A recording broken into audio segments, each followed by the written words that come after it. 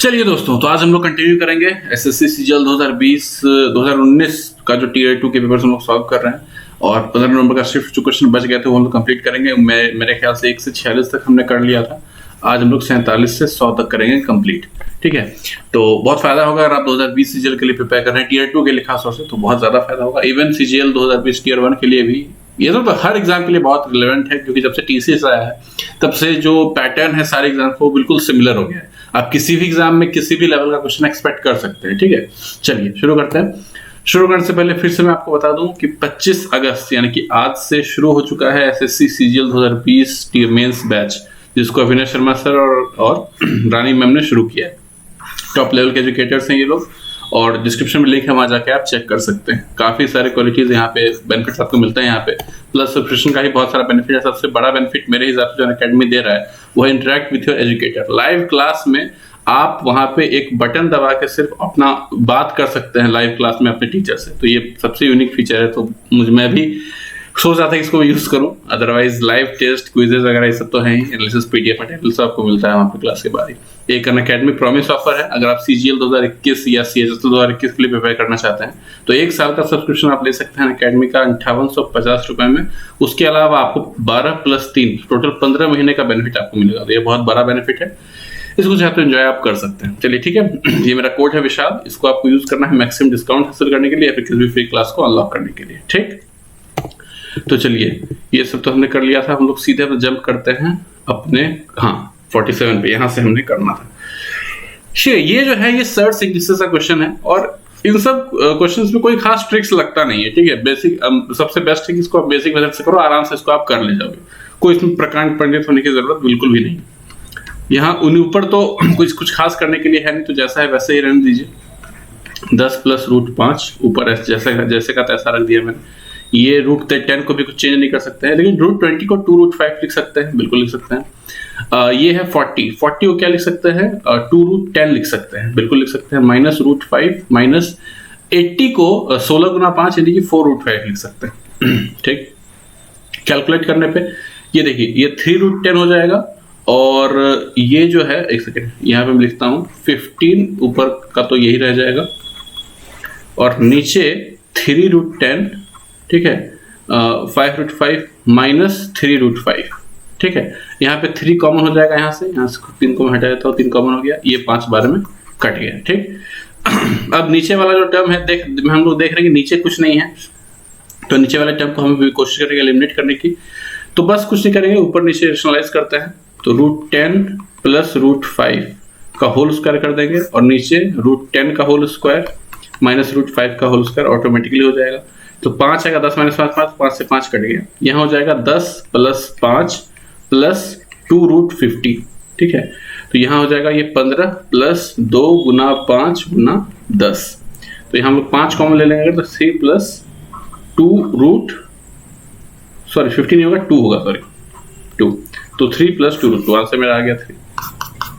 ठीक है, 3 + 2√2 ही होगा। अगर आप √50 से अगर आप 5 बाहर निकालते हैं तो 5√2 बनता है। ठीक है, तो 2 सिंपल क्वेश्चन है। क्या ट्रिक लगाओगे इस सब में? इसमें कुछ ट्रिक लगाने की जरूरत है ही नहीं, सब बेसिक मेथड से बनता है। आगे बढ़ते हैं।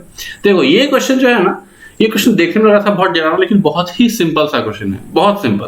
ठीक, देखिए ये आपके पास एक टीडीएस सा नंबर यहाँ पे आपको दे रखा है। ठीक है, उसके बाद ये है। अच्छा, सबसे पहले तो इसको क्या करेंगे, मल्टीप्लिकेशन में हम लोग चेंज करते हैं इसको, क्योंकि ये फिलहाल डिवीजन में है। तो ये करने में कुछ नहीं है, सिर्फ आपको उल्टा कर देना है मामला। 2.9। अब 0.25 स्क्वायर को ऊपर ले गए, 0.25 × 19.99। ठीक है, और यहाँ 12.12 का होल स्क्वायर -8.1। कुछ नहीं किया, बस क्वेश्चन को मैंने रीराइट कर दिया। ठीक है, इतना तो आप खुद से भी कर सकते हैं, कोई दिक्कत की बात नहीं। देखिए एकमात्र जो इसमें थोड़ा सा ट्रिक है ना इस क्वेश्चन, जो आपको थोड़ा सा समझना है, वो है कि ये जो 19.99 है, बस इसको आप 20 मान लीजिए। यही इस क्वेश्चन में समझना था। मैक्सिमम लोगों ने क्या किया था इस क्वेश्चन में, जिन्होंने गलती किया इस क्वेश्चन में, कि वो इसको इतना ही उन्होंने रहने दिया, जिसकी वजह से उसका कैलकुलेशन बहुत ज्यादा टीडियस हो गया और एक्यूरेट आंसर निकालने में बहुत दिक्कत होने लगी। ठीक है, तो बस इसको अगर आप 20 मान लेते हैं, फिर कुछ नहीं है क्वेश्चन में। ठीक, ये अच्छा, अभी हम लोग डेसिमल को थोड़ा इग्नोर करते हैं। ठीक है, डेसिमल को थोड़ा सा इग्नोर करते हैं। 29 सत्ते कट जाएगा, कोई दिक्कत की बात नहीं है। 7 से 7 कट गया, ठीक है। और यहाँ पे देखिए ये 365 जब हम देखते हैं ना, तो हमेशा मेरा ध्यान आता है कि ये 73 से डिविजिबल होता है। सबसे पहले मेरे दिमाग में यही चीज आती है, ठीक है, 73 से डिविजिबल। हम लोग देख लेते हैं क्या ये 73 से डिविजिबल होगा, बिल्कुल होगा। ये 5 बार में होगा, ये 4 बार में होगा। देखो अब आप पूछोगे आपके दिमाग में कैसे आ गया कि 73 से डिविजिबल होता है, क्योंकि मैंने सिंपल इंटरेस्ट पढ़ा है, कंपाउंड इंटरेस्ट पढ़ा है। वहां हम लोग क्या करते थे ना कि इस तरह का रहता था, लाइक 1 होल नंबर, एक साल 292 दिन, इस तरह का टर्म मैंने पढ़ रखा है। तो हम लोग क्या करते थे, 1 होल नंबर 292 बटा 365 करते थे, 1 होल नंबर 4/5 हम लोग ईयर कैलकुलेट करते थे। तो जो चीज वहां मैंने पढ़ी उसका इस्तेमाल मैं यहाँ कर पा रहा हूँ। तो बात समझ रहे हैं। तो अगर आप कोई एक सेक्शन पढ़ रहे हो तो ऐसा नहीं कि वही सेक्शन सिर्फ आपका इंप्रूव होता है, आपका हर सेक्शन इंप्रूव होता है, ठीक है। बस आपको यूज करना, इंप्लीमेंट करना आना चाहिए, ठीक है। तो यहाँ से 4/5 तकरीबन मुझे मिल रहा है। डेसिमल के बारे में अभी मैं फिलहाल नहीं सोच रहा, ठीक है, बाद में देखता हूँ उसको। अच्छा, यहाँ से मैं 0.25 को कॉमन ले सकता हूँ। 0.25 को कॉमन मैंने ले लिया, तो 0.25 बचा प्लस 20, कोई दिक्कत की बात नहीं। अब देखिए ये तो सिंपल a² माइनस b² है, तो a प्लस b 12 20, 20.24 ये हो गया। और अगर माइनस की बात करूँ तो इंटू 4, ठीक। तो बस सिंपल सी बात है। अब 0.25 है तो इसको ये ऑटोमेटिकली 1/4 हो जाएगा, ठीक है। तो यहाँ पे इंटू 4 मैं कर सकता हूँ यहाँ पे, ठीक है। और काम खत्म है। अब ये 20.25, तो ये 20.24 है, ये 20.25 है। और यहाँ मैंने किया था थोड़ा सा इसको बढ़ा दिया था, यानी मैं कह सकता हूँ कि ये दोनों ऑलमोस्ट इक्वल है, तो मैं काट सकता हूँ दोनों को। बिल्कुल काट सकता हूँ कि नहीं, बिल्कुल काट दीजिए इसको। 4 चक आपका 16 हो गया, 1/20 आपका हो गया आंसर। जरूरी नहीं आंसर यही होगा, अगर मैं कैलकुलेट करूं तो 0.05 आता है आपका, ठीक है। 0.05 अगर आ रहा है तो जरूर नहीं कि ये सही हो, लेकिन जब आप डेसिमल्स को इक्वेट करेंगे ना तो आपको समझ में आएगा कि डेसिमल कोई खास फर्क क्रिएट करेगा नहीं। क्यों? यहाँ पे देखिए 6 है, यहाँ पे 2 है, यहाँ पे 4 है, टोटल 6 हो गए। नीचे भी 4 है, एक 5 है, एक 6, बस सारा डेसिमल कट गया। डेसिमल कोई चिंता है नहीं, जो मेरा आंसर आया वही मेरा आंसर रह जाएगा। आपको समझ आ पा रहा है कि नहीं, कोई दिक्कत की बात तो है ना। तो बस यही है खेल, सिंपल था, कुछ नहीं था। तो एक ही क्वेश्चन को देख के मत डरिए, करना शुरू कीजिए, खुद आपको लिंक मिलता चला जाएगा। ट्रिक यही था कि 19.99 को 20 बदल देना है और फिर 20.25 और 20.24 को ऑलमोस्ट काट देना है, फिर कुछ नहीं था क्वेश्चन में। लेकिन काफी सारे लोग ये काम नहीं कर पाए, तो ये क्वेश्चन मुझसे मिस हो गया। A spherical metallic shell with 6 cm external radius weighs इतना ग्राम. What is the thickness of the shell if density of metal is इतना? अच्छा, यहाँ पे देखिए फिजिक्स का थोड़ा सा आता है ख्याल। डेंसिटी का होता है मास बटा वॉल्यूम, मास पर यूनिट वॉल्यूम होता है आपका डेंसिटी, यानी कि m बराबर मैं dv कह सकता हूँ, डॉक्यूमेंट वेरिफिकेशन, ठीक है। ठीक है, नहीं, ये s बराबर dv होना चाहिए, सिलेक्शन बराबर डॉक्यूमेंट वेरिफिकेशन, जो भी हो, क्या बोल रहा हूँ। तो मास कितना है 6688 ग्राम्स, ये मेरा मास हो गया, बराबर डीवी, डेंसिटी क्या दे रखा है 10.5 ग्राम। अब क्या बच गया वॉल्यूम तो सिंपल सी बात है। अच्छा, शेल है, एक स्फेरिकल शेल है, मतलब कि एक बड़े स्फेयर के नीचे एक अंदर छोटा स्फेयर होगा, ठीक है। तो जो स्फेयर का आइडिया होता है 4/3 πr³ होता है। तो अगर तो शेल की जब हम लोग बात करते हैं तो r1³ माइनस r2³ होता है, कोई दिक्कत की बात नहीं। R1 हमारा एक्सटर्नल रेडियस है, R2 जो है वो इंटरनल रेडियस होता है। तो एक्सटर्नल रेडियस जो है वो मेरा 6 दे रखा है, ठीक है। मुझे R2 पता करना है, और R2 भी पता नहीं करना है, हमें डेंसिटी थिकनेस पता करना है कि पहले जो बीच में जो सेल है उसका थिकनेस क्या होगा। तो हमें एक तरह से कह लीजिए कि R1 माइनस R2 पता करना है, तो तभी पता चलेगा जब हमें R2 पता चलेगा। R1 पता है पहले से 6, तो ऑब्वियसली बात है। तो बस थोड़ा सा कैलकुलेशन का यहाँ पे करना है, थोड़ा सा कैलकुलेशन बचा भी सकते हैं, थोड़ा सा मैं इधर कर लेता हूँ। 6688, इसको लिख सकते हैं 21/2, 10.5 को लिख सकते हैं इतना, 4/3 इंटू 22/7 इंटू 216 माइनस r³, ठीक है। ओके, अब थोड़ा सा हम लोग यहाँ पे अगर ध्यान दें तो देखिए क्या है, यहाँ पे थोड़ा सा दिमाग आप लगा सकते हैं। देखिए r³ जो भी होगा, ये जो नंबर है ये परफेक्ट क्यूब होगा, ठीक है। और उस 16 में इसको मैं माइनस करूंगा उस एक क्यूब नंबर को, तो फिर मुझे एक ऐसा नंबर मिलना चाहिए जो 7 से डिविजिबल हो, राइट। हाँ, 700 की ये भी कट जाएगा। 4 अगर होता है, अगर मैं यहाँ 4 कर दूं, 4 रेडियस को अगर 4 मान के देखता हूं, तो यहाँ पे 64 नहीं नहीं नहीं, कोई बात नहीं, कैलकुलेशन कर लेते। थोड़ा मैं कुछ अलग सोच रहा था कि कुछ अगर इनोवेटिव वे से आंसर आ जाए, तो अभी फिलहाल दिमाग काम नहीं कर रहा है, कोई बात नहीं।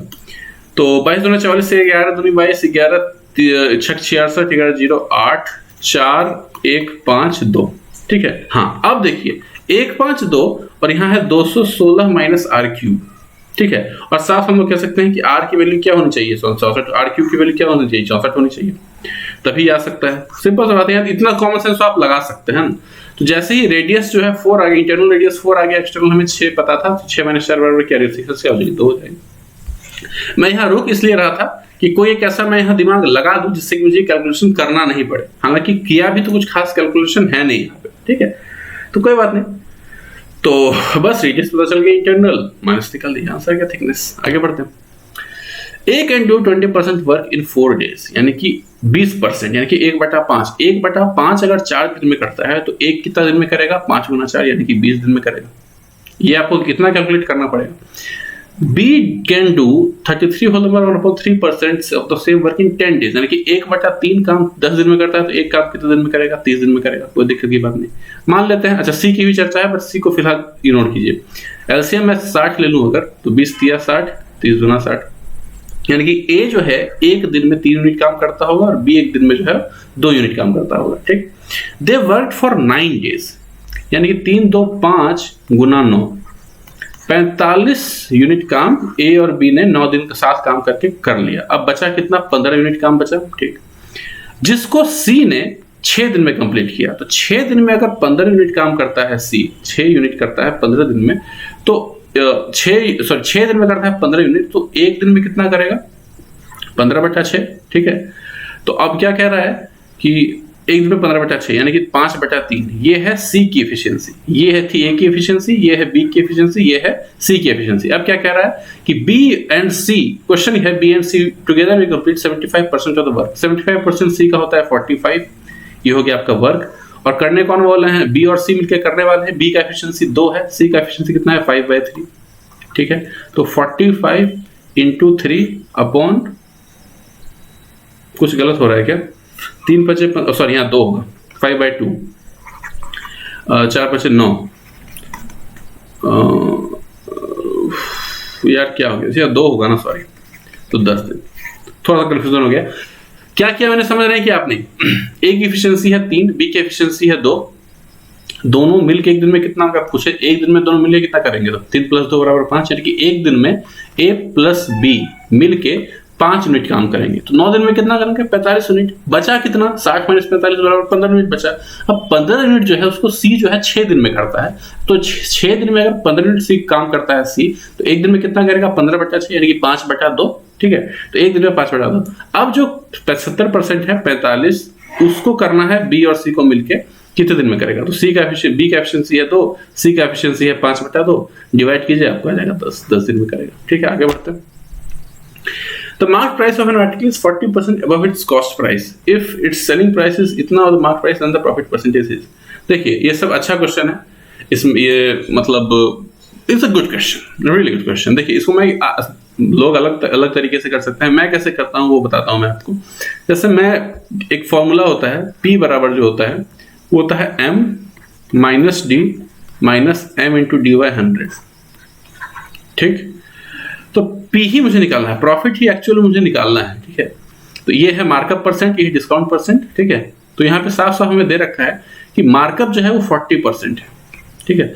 If it's selling price is 73.12% of mark price. यहाँ थोड़ा सोचने वाली बात है, अगर ये फॉर्मूला आपको पता है तो बहुत जल्दी आप कर सकते हो। 70 जो एसपी है वो एमपी का 73.12% है। कहने का मतलब कि डिस्काउंट कितना दिया होगा, 26.5%। कॉमन सेंस की बात है, यानी कि 26.5% डिस्काउंट दिया होगा, तभी तो सेलिंग प्राइस जो है वो एमपी का 73.12% है। मैं इसको 73.5 हमेशा बोल रहा हूँ, और 73.5 मुझे एज्यूम भी करना है, कैलकुलेशन में मेरी आसानी होगी, ठीक है। माइनस फिर करते हैं m × 26 × 5 अपॉन 100, ये कितना आ जाएगा यहाँ पे, ये आ जाएगा यहाँ से 13.5 सॉरी, ठीक है। और माइनस करते हैं, और यहाँ पे तो जिस 0 से 0 कट गया, 5 × 20 के 0 हाथ में 2, 6 × 24 हाथ में 2, 4 × 8 10 अपॉन 10, ठीक है, तो 10.60, तो 13.5 माइनस 10.6, यहाँ आपका 9 हो गया, यहाँ 2 हो गया, आंसर हो गया 2।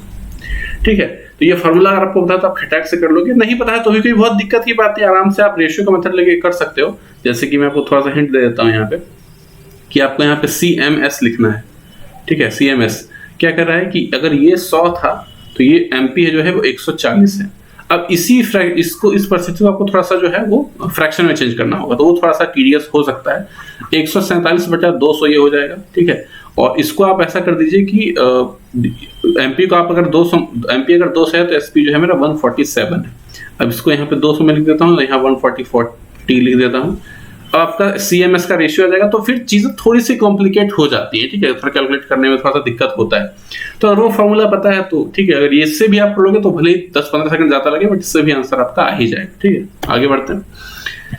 अगला क्वेश्चन है, base of A right pyramid is a square of side 10 centimetre, height है 10 सेंटीमीटर, तो एरिया क्या होगा lateral surface of the lateral surface का। ठीक है भैया, स्क्वायर पिरामिड है, जो आपका बेस है वो आपका स्क्वायर है।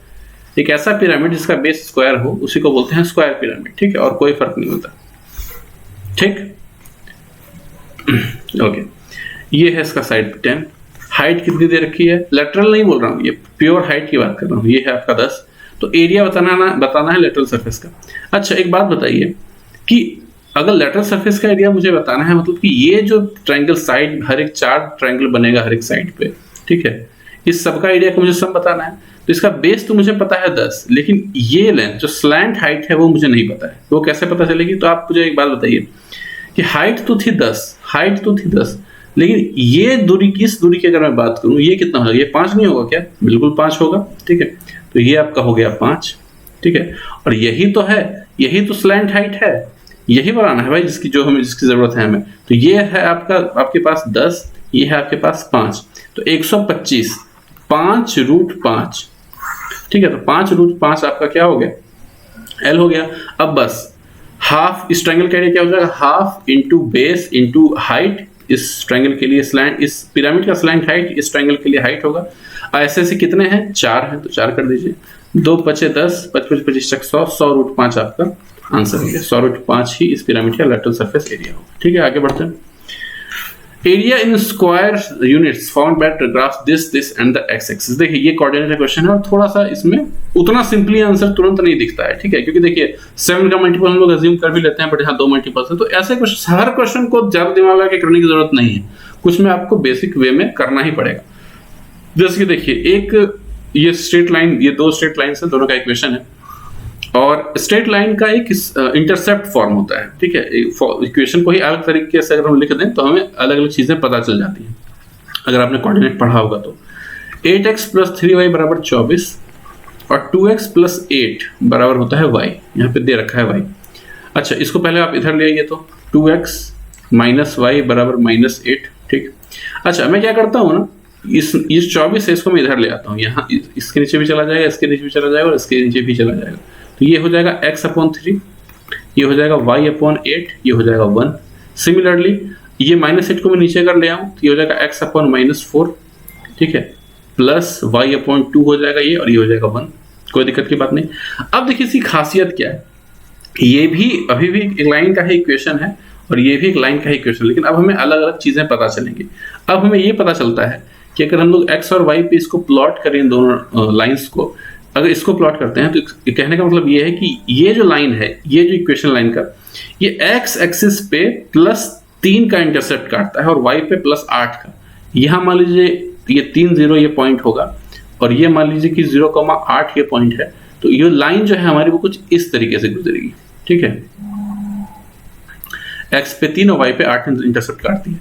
दूसरी वाली जो लाइन है, x पे -4 और y पे 2, x पे -4, ये आपका -4 हो गया, और ये y पे 2 हो गया, ये -4 0 हो गया, और ये जो है ये 0,2 हो गया। ठीक, अब कुछ इस तरीके से फिगर हमारे पास आ गया। अब क्या रहा है कि एरिया बताना है कि और एक्स एक्सिस, ये दोनों लाइन और एक्स एक्सिस के बीच ये जो ट्रायंगल फॉर्म हो रहा है, इसका एरिया बताइए। ठीक है, तो एक तो तरीका ये है कि मान लीजिए कि आप इंटरसेक्शन पॉइंट आप निकाल लीजिए, फिर आप एरिया ऑफ ट्रायंगल का फॉर्मूला होता है, आपको पता होगा, half into x1 into y2 - y3 plus x2 y3 - y1 plus x3 y3 minus y1। एक तो ये फॉर्मूला है, ये इस पॉइंट का कोऑर्डिनेट निकाल के इसका दोनों का पता है ही, निकल जाएगा एरिया। एक और तरीका है कि मान लीजिए कोऑर्डिनेट तो आप निकाल लीजिए इसका, ठीक है, कोऑर्डिनेट आप आराम से निकाल सकते हैं, कोई बहुत दिक्कत की बात नहीं है। अगर थोड़ा सा इसको सॉल्व करना चाहें तो 8x प्लस 3y बराबर 24 और 2x माइनस y बराबर माइनस 8, तो ये 3 हो गया, ये 6 हो गया और ये आपका 24 हो गया, ठीक है, कट गया।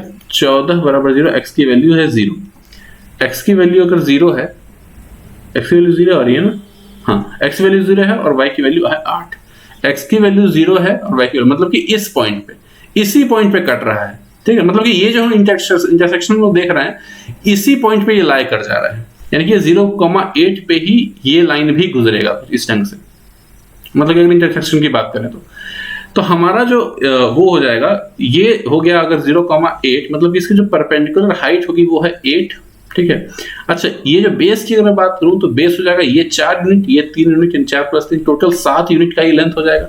तो बस हमारे पास area length of the base है 7 और टोटल हाइट कितनी हो गई 8, तो 2 से 4 बार में 7 चौक 28 आंसर आ गया। देखिए फिगर थोड़ा सा क्या होगा, फिगर में थोड़ी सी गलती हो गई, हर बार फिगर एक्यूरेट नहीं होता है। हमने जब दोनों लाइन का इंटरसेक्शन निकालने का कोशिश किया तो ये समझ में आया कि जो जिस पॉइंट पे दोनों लाइन एक दूसरे को काटेंगे वो है x 0,8 पे, 0,8 यानी कि यही इसी पॉइंट पे जिस पॉइंट पे जो दूसरी वाली लाइन है वो इंटरसेक्ट कर रही थी, तो उससे फर्क नहीं पड़ता है। आपके पास इंटरसेक्ट ये आ गया, आपको मतलब है y से, हमें हाइट से, बेस हमें पता था कि ये 7 होगा, हमें हाइट चाहिए थी, हाइट यहाँ से हमें पता चलेगा कि इसकी हाइट जो है वो 8 हो गई इस पॉइंट की, यहाँ से हाइट पता चल गया, बेस पता चल गया। ये बहुत आसान क्वेश्चन नहीं है, ठीक है, इतना मतलब खटाक से बनने वाला क्वेश्चन नहीं है, थोड़ा सा इसमें करना होता है आपको। आगे बढ़ते हैं। This is a very good question. ये जो क्वेश्चन है ये आपका रिकरिंग डेसिमल वाला केस है। अगर आपको आता है फिर तो कुछ नहीं दिक्कत है, नहीं आता है तो फिर टाइम लगता है किसी को भी इसमें ज्यादा, अगर नहीं आता है तो हम लोग क्या करते हैं, हर एक डेसिमल को जो है वो एक प्रॉपर नंबर में, फ्रैक्शन में चेंज करते हैं। तरीका होता है उसका, जैसे कि ये 24 है तो 24 माइनस 2 अपॉन 90 इसको लिख सकते हैं, अगर आपने पढ़ा होगा तो इसको 6/9 लिख सकते हैं, इसको 3 लिख सकते हैं, इसको 1/6 लिख सकते हैं, इसको 27/99 लिख सकते हैं, 27/99 हाँ लिख सकते हैं। और इस मेन है इसको लिखना, ये सबसे क्रूशियल है, ठीक है, ये सबसे ये सीधे हम लोग 5 लिख सकते हैं दोस्तों, क्योंकि 0.83 जो है ना ये होता है 5/6 और ये जो है ये होता है 1/6, तो 5/6 डिवाइडेड बाय 1/6 जो है वो होता है 5। तो बस इसी में लोग आके फंस रहे थे, ठीक है। यहाँ पे क्या करें, दिमाग काम नहीं करता, उस प्रेशर में काम नहीं करता है दिमाग। लेकिन अगर आपने पहले ऐसे क्वेश्चंस कर रखे, मतलब कि आपने बड़े आराम से इसको अगर आपने फ्रैक्शन में चेंज करना अगर आपको आता है तो आप देखते ही समझ जाओगे कि ये 5/6 है, ये 1/6 है, ठीक है। हालांकि अगर नहीं भी इंस्टेंटली अगर आप कर पा रहे हो तो थोड़ा टाइम लगेगा, आपका हो जाएगा, दिक्कत की बात नहीं, ठीक। तो बस इसको आप कैलकुलेट करना शुरू करना है। ये 22 हो जाएगा, तो ये 11 नामा और 11 दूनी 22, ठीक। उसके बाद ये हमारा 5, ये 18, ठीक। ये हमारा 3, ये 3 इससे कट गया, तो अब क्या बचा, ये 2, ये 3 और ये 9 3 27, 1/9 हमारे पास बचा, 1/9। इसको अगर चेंज करेंगे तो कुछ गड़बड़ हुआ, एक्चुअली 10 होगा, 10/9 होगा। 0 मिस हो रहा है, 0 मिस हो रहा है, यहाँ पे पूरा शायद 6 नहीं कटेगा, समथिंग इज मिसिंग। 10/9 होगा, वो हो जाएगा 1.1111, जिसको 1.1 लिख सकते हैं, तो ये हमारा आंसर हो गया, ठीक है। ध्यान दीजिएगा, कंफ्यूजन हो जाता है इसमें और इसमें करने में। 1/9 नहीं होगा, 1/9 नहीं होगा, ध्यान दीजिएगा, या 10/9 आएगा। कुछ गलती हुई है एक्चुअली,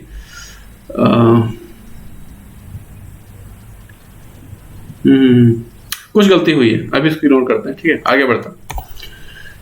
मुझे लगता है ना कि ये एक क्वेश्चन तो मैंने और बताया था, और ये क्वेश्चन भी जो है अपने आप में I think is one of the toughest question. असल मायने में टफ क्वेश्चन बोले तो वो ये है, ठीक है। मतलब कि आउट ऑफ 100 क्वेश्चन जो इस सेट में है, मतलब कि एक्चुअल में जो 3-4 क्वेश्चन जो सही में काफी इरिटेटिंग, टाइम टेकिंग और मुश्किल लग सकते हैं वो यही है, क्योंकि आपको ऐसे देखने में सिंपल लगेगा, कि जब आप करना शुरू करोगे कहीं ना कहीं आप गलती करोगे और आपका आंसर आएगा नहीं। इसमें इस क्वेश्चन में ये चीज बहुत इमिनेंट थी। करते हैं इस क्वेश्चन को। तो पहले क्या करता है कि सब कुछ जो हमारा है स्क्वायर के अंदर है, तो कोशिश करते हैं कि जो भी परफेक्ट स्क्वायर बन सकता है, स्क्वायर बाहर निकल सकता है, तो उसको निकालने की कोशिश करते हैं। साफ साफ दिख रहा है कि ये 25 का मल्टीपल है, तो 25 गुना यहां मैं लिख सकता हूं ये 625 गुना 3 है। ये 625 गुना 3 है, 625 गुना 3। ठीक, अच्छा इसकी बात करूं तो 8 से तो डिविजिबल होगा, 8 से तो हालांकि चेक करने का मतलब नहीं है। ये है 9 ये 972, कोई दिक्कत की बात नहीं ना। ओके, ये आपका हो गया 768 को हम लिख सकते हैं 4 इंटू 4 1 का 4 9 36 10 upon 4 into 100 into 4 into 3 into 100। ठीक है, इसको ऐसे लिख सकते हैं। और फिर इसको लिख सकते हैं, एक सेकेंड, रबड़ कहाँ गया भैया। ठीक, इसको लिख सकते हैं रूट अंडर 25 गुना 7। ठीक, और यहां पे लिख सकते हैं 4 गुना 4 448। ठीक, और इसको लिख सकते हैं, और इसमें 4 निकाल दीजिए बाहर, 1 1 2 और 4 निकाल दीजिए बाहर, 4 इंटू 4 इंटू 7। ठीक है, हम लोग क्या कर रहे हैं, जो परफेक्ट स्क्वायर है उसको अलग करने की कोशिश कर रहे हैं। अब 625 जो है उसको बाहर निकालेंगे तो ये हो जाएगा 25 रूट 3।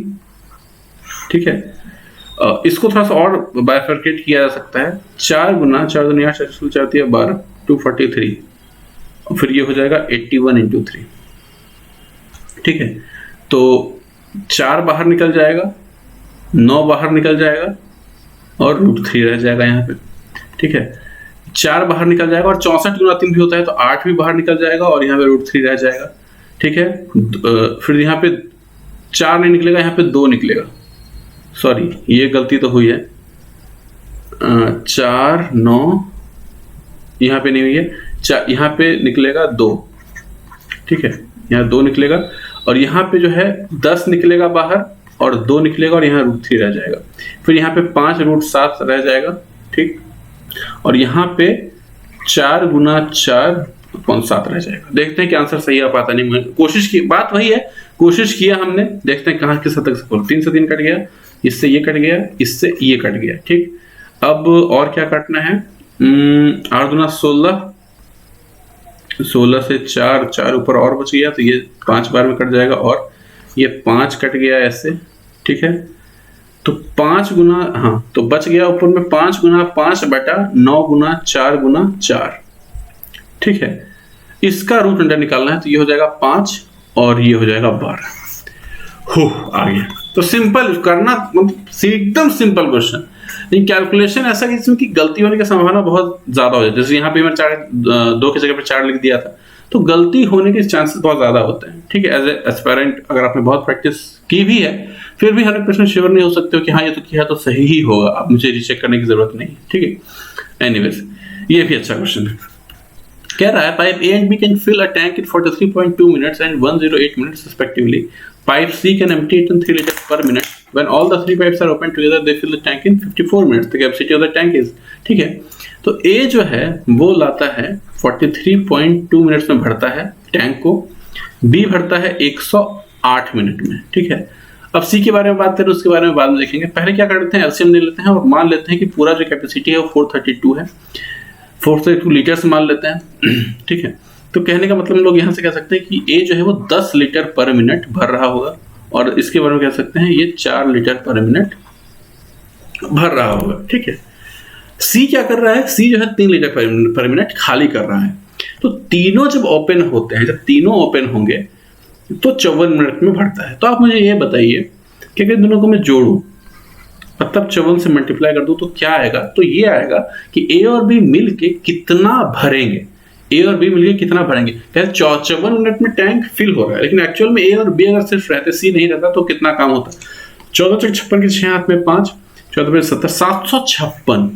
लेकिन काम कितना हुआ, 432 ही हुआ। ठीक है, तो ये 4 2 3, तो 324 ये क्या है, 324 वो वक्त है जिसमें जिस काम को सी ने एम्प्टी, जिस पार्ट को सी ने एम्प्टी किया। मतलब अगर सिर्फ ए और बी भर रहे होते तो 54 यूनिट में 756 यूनिट भर देते, लेकिन भराया 432 यूनिट ही, बाकी 324 यूनिट जो नहीं भरा पाया वो सी की वजह से, क्योंकि सी खाली भी कर रहा था। तो 54 मिनट में सी इतना खाली करता है, ठीक है, 324, तो 54 मिनट में सी इतना खाली करता है। तो एक की बात करें तो 1 मिनट में सी कितना यूनिट खाली करता है, 6 यूनिट खाली करता है, ठीक है। यानी कि 3 लीटर जो है, जो 6 यूनिट है वो एक्चुअल में 3 लीटर पर मिनट के बराबर है, क्योंकि यहाँ पे इसकी जो एम्प्टी करने की रफ्तार यहाँ दे रखी है। तो हमें जो यूनिट्स के थ्रू आया वो 6 की वैल्यू जो है वो 3 के बराबर आ रही है। तो 1 की वैल्यू कितनी हो जाएगी, 1/2 के बराबर। पूछ रहा है पूरा कैपेसिटी, पूरे टैंक यानी कि 432 की वैल्यू पूछ रहा है। तो 1 की वैल्यू अगर 1/2 तो 432 की वैल्यू 432 इंटू 1/2 यानी कि 216।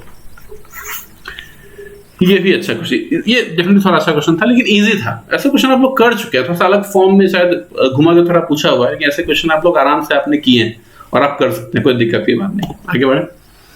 This is also good question I think, देखते हैं। A certain sum amounts to इतना in 2 years at 12% simple interest, okay. The same sum will amount to what in इतना years at 10% compound half yearly nearest to 1, okay. कह रहा है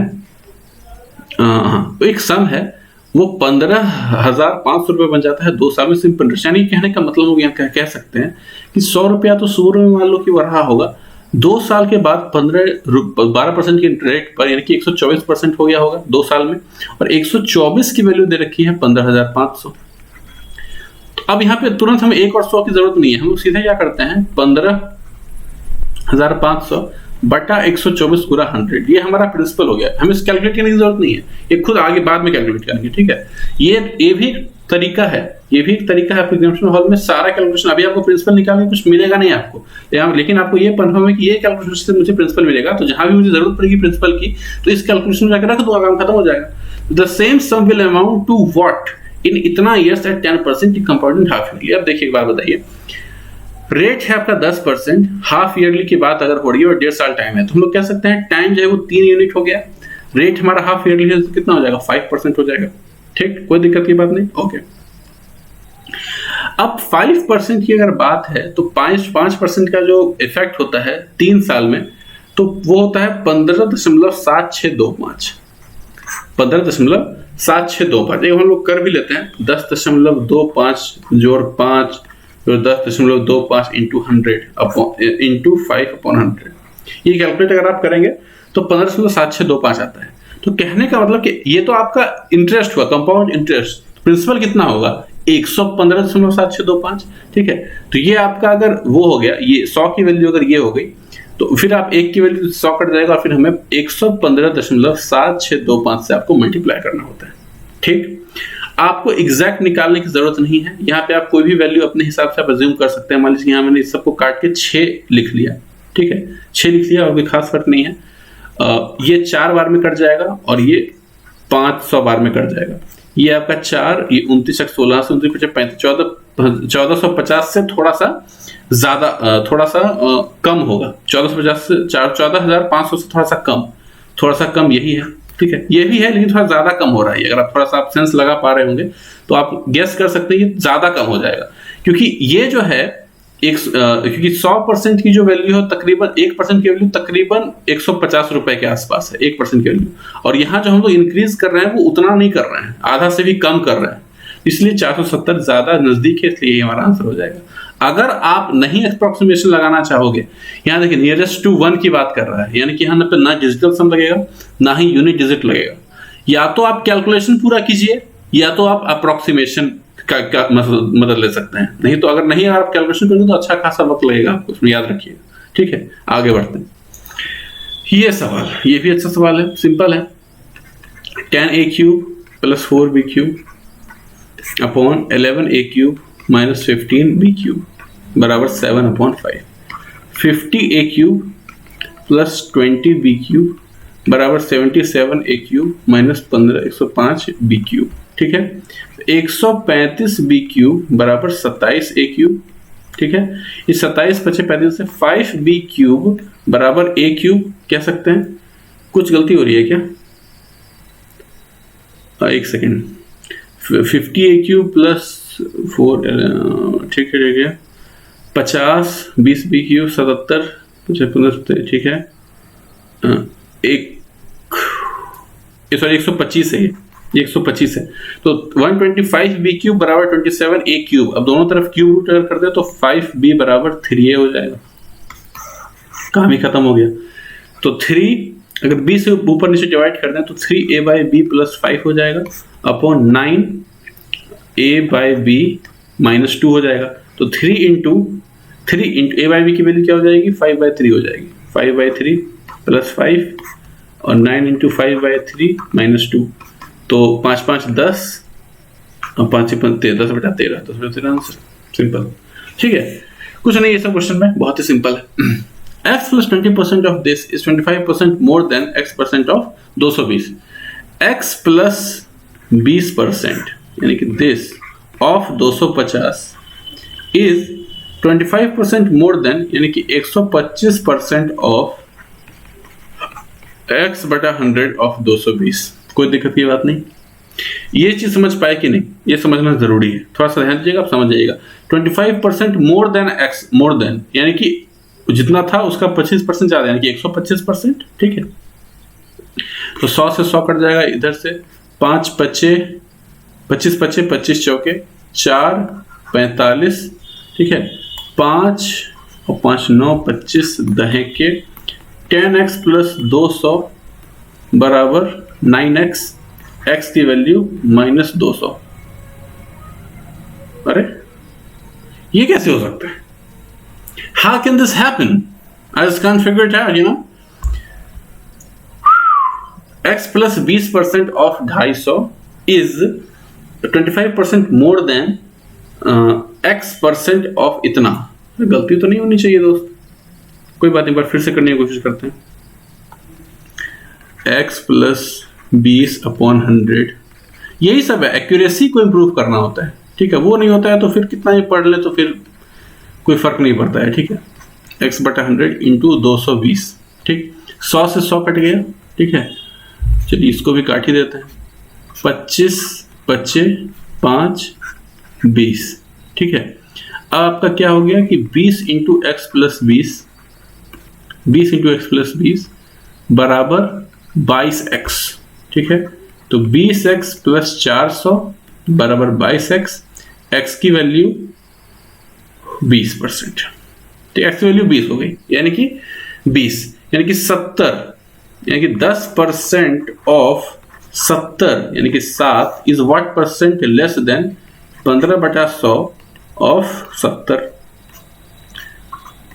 तो 10.5, ठीक है, 10.5, हाँ कितना ले 3.5 अपॉन 1 अपॉन, अरे यार कुछ कंफ्यूजन रहा है इसमें, पता नहीं क्यों यार।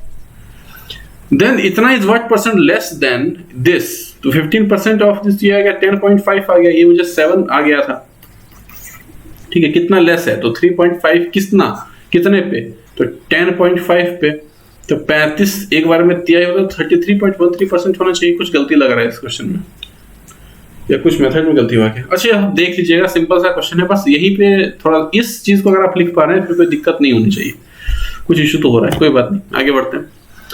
ये सिंपल सा है, sin 3a बराबर cos a प्लस 10, यानी कि 90 डिग्री माइनस 3a बराबर a प्लस 10। a की वैल्यू कितनी हो गई, 20 डिग्री। a की वैल्यू अगर 20 डिग्री हो गई तो हम लोग उसको यहाँ पर जाके पुट कर देते हैं, 2 cosec 30 degree 20/60/2, 6 sin square 60 degree, ठीक है, माइनस 3/2 10 क्यूब 60 डिग्री। कोई दिक्कत की बात नहीं, सही किया है ना। हाँ, cosec 30 होता है 2 plus 6 sin square 60 3/4 minus 3/2 10 square 63, ठीक है।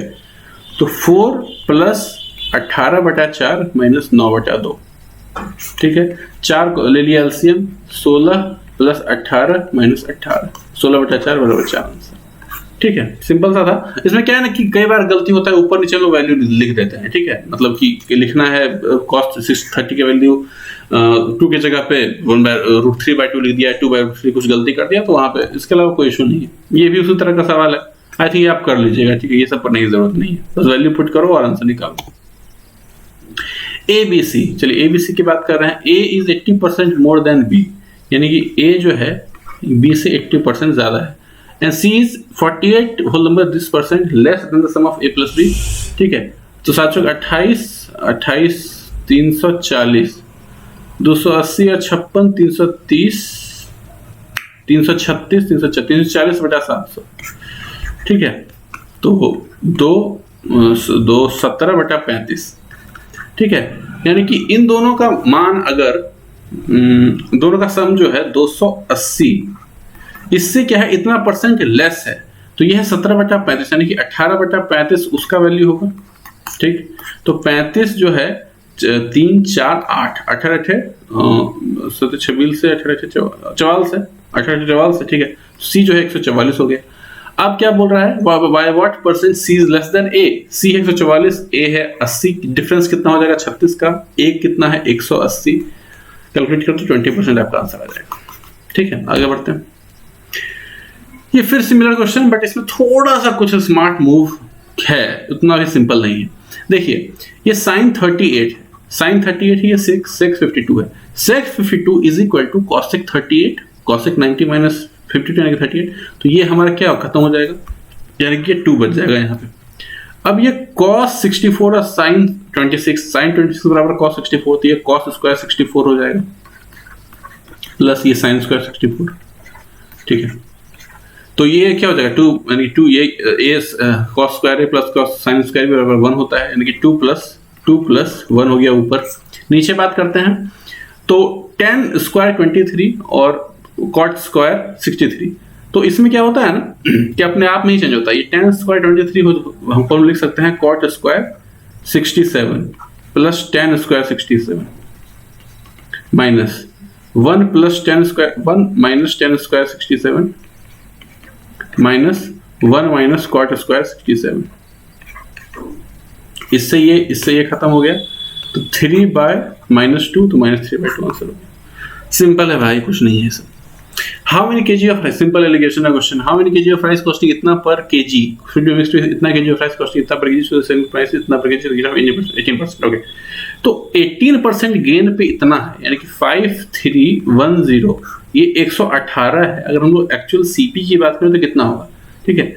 तो थोड़ा सा कैलकुलेट अगर हम करना चाहें तो ये हमारा 2 बार में कटेगा, ये तो खत्म हो जाएगा, और ये जो हमारा ये कटेगा 9 बार में, 45 होगा आंसर, ठीक है। तो यानी कि ये 42 रुपए पर केजी था और ये 50 रुपए पर केजी था। दोनों को मैंने इस तरीके से मिला है कि सीपी जो हो गई मिल जाए मिक्सचर का बन जाए, वो 45 हो गया। तो ये 5 और ये 3, ठीक है। हाँ, ये 3 की वैल्यू जो है वो 7.5 है, ठीक है। अब 5 की वैल्यू किसके बराबर होगी, तो 15/2 इंटू 3 इंटू 5 कर दीजिए, तो 3 5 15, 25 बटा तो नहीं सर, ये बारा आंसर। सिंपल एलिगेशन है, कुछ भी नहीं है सब में। आगे बढ़ते हैं। When positive numbers x, y, z divided by 31, the remainders are this. When this is divided by 31, then the remainder will be. तो सिंपल सी बात है, जो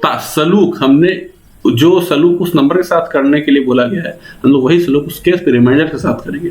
तो 4x जगह पे क्या आएगा, रिमाइंडर उसका 17 आएगा, 2 इंटू क्या आएगा 24 आएगा, प्लस 3 इंटू क्या आएगा 27 आएगा, 68 माइनस 48 प्लस 81, 149 माइनस 48 यानी कि 101 आ गया। इसको डिवाइड कीजिए कितना से, 31 से डिवाइड करें तो आएगा 93, तो 8 बच जाएगा आपका, रिमाइंडर आपका आंसर हो गया। सिंपल। आगे बढ़ते हैं। area of three adjacent faces of cubical tank is this, the capacity of the tank is। आपको पता होना चाहिए कि अगर 3 adjacent faces इस तरह से क्यूबॉइड है, ठीक है, और 3 adjacent faces, एक ये फेस, एक ये फेस और एक ये फेस, ठीक है, ये 3 फेस है।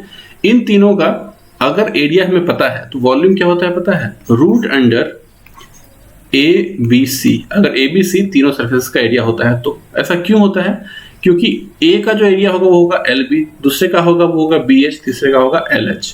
तीनों को मल्टीप्लाई करेंगे तो L square B square H square हो जाएगा, स्क्वायर रूट कर देंगे तो LBH हो जाएगा, जो कि हमारा वॉल्यूम होता है। इसलिए ये फॉर्मूला होता है। तो बस कुछ नहीं करना है, 3 इंटू 12 इंटू 16 कर देना है, काम खत्म। ये 6 हो जाएगा, ये 4 हो जाएगा, 24 हमारा आंसर आ जाएगा।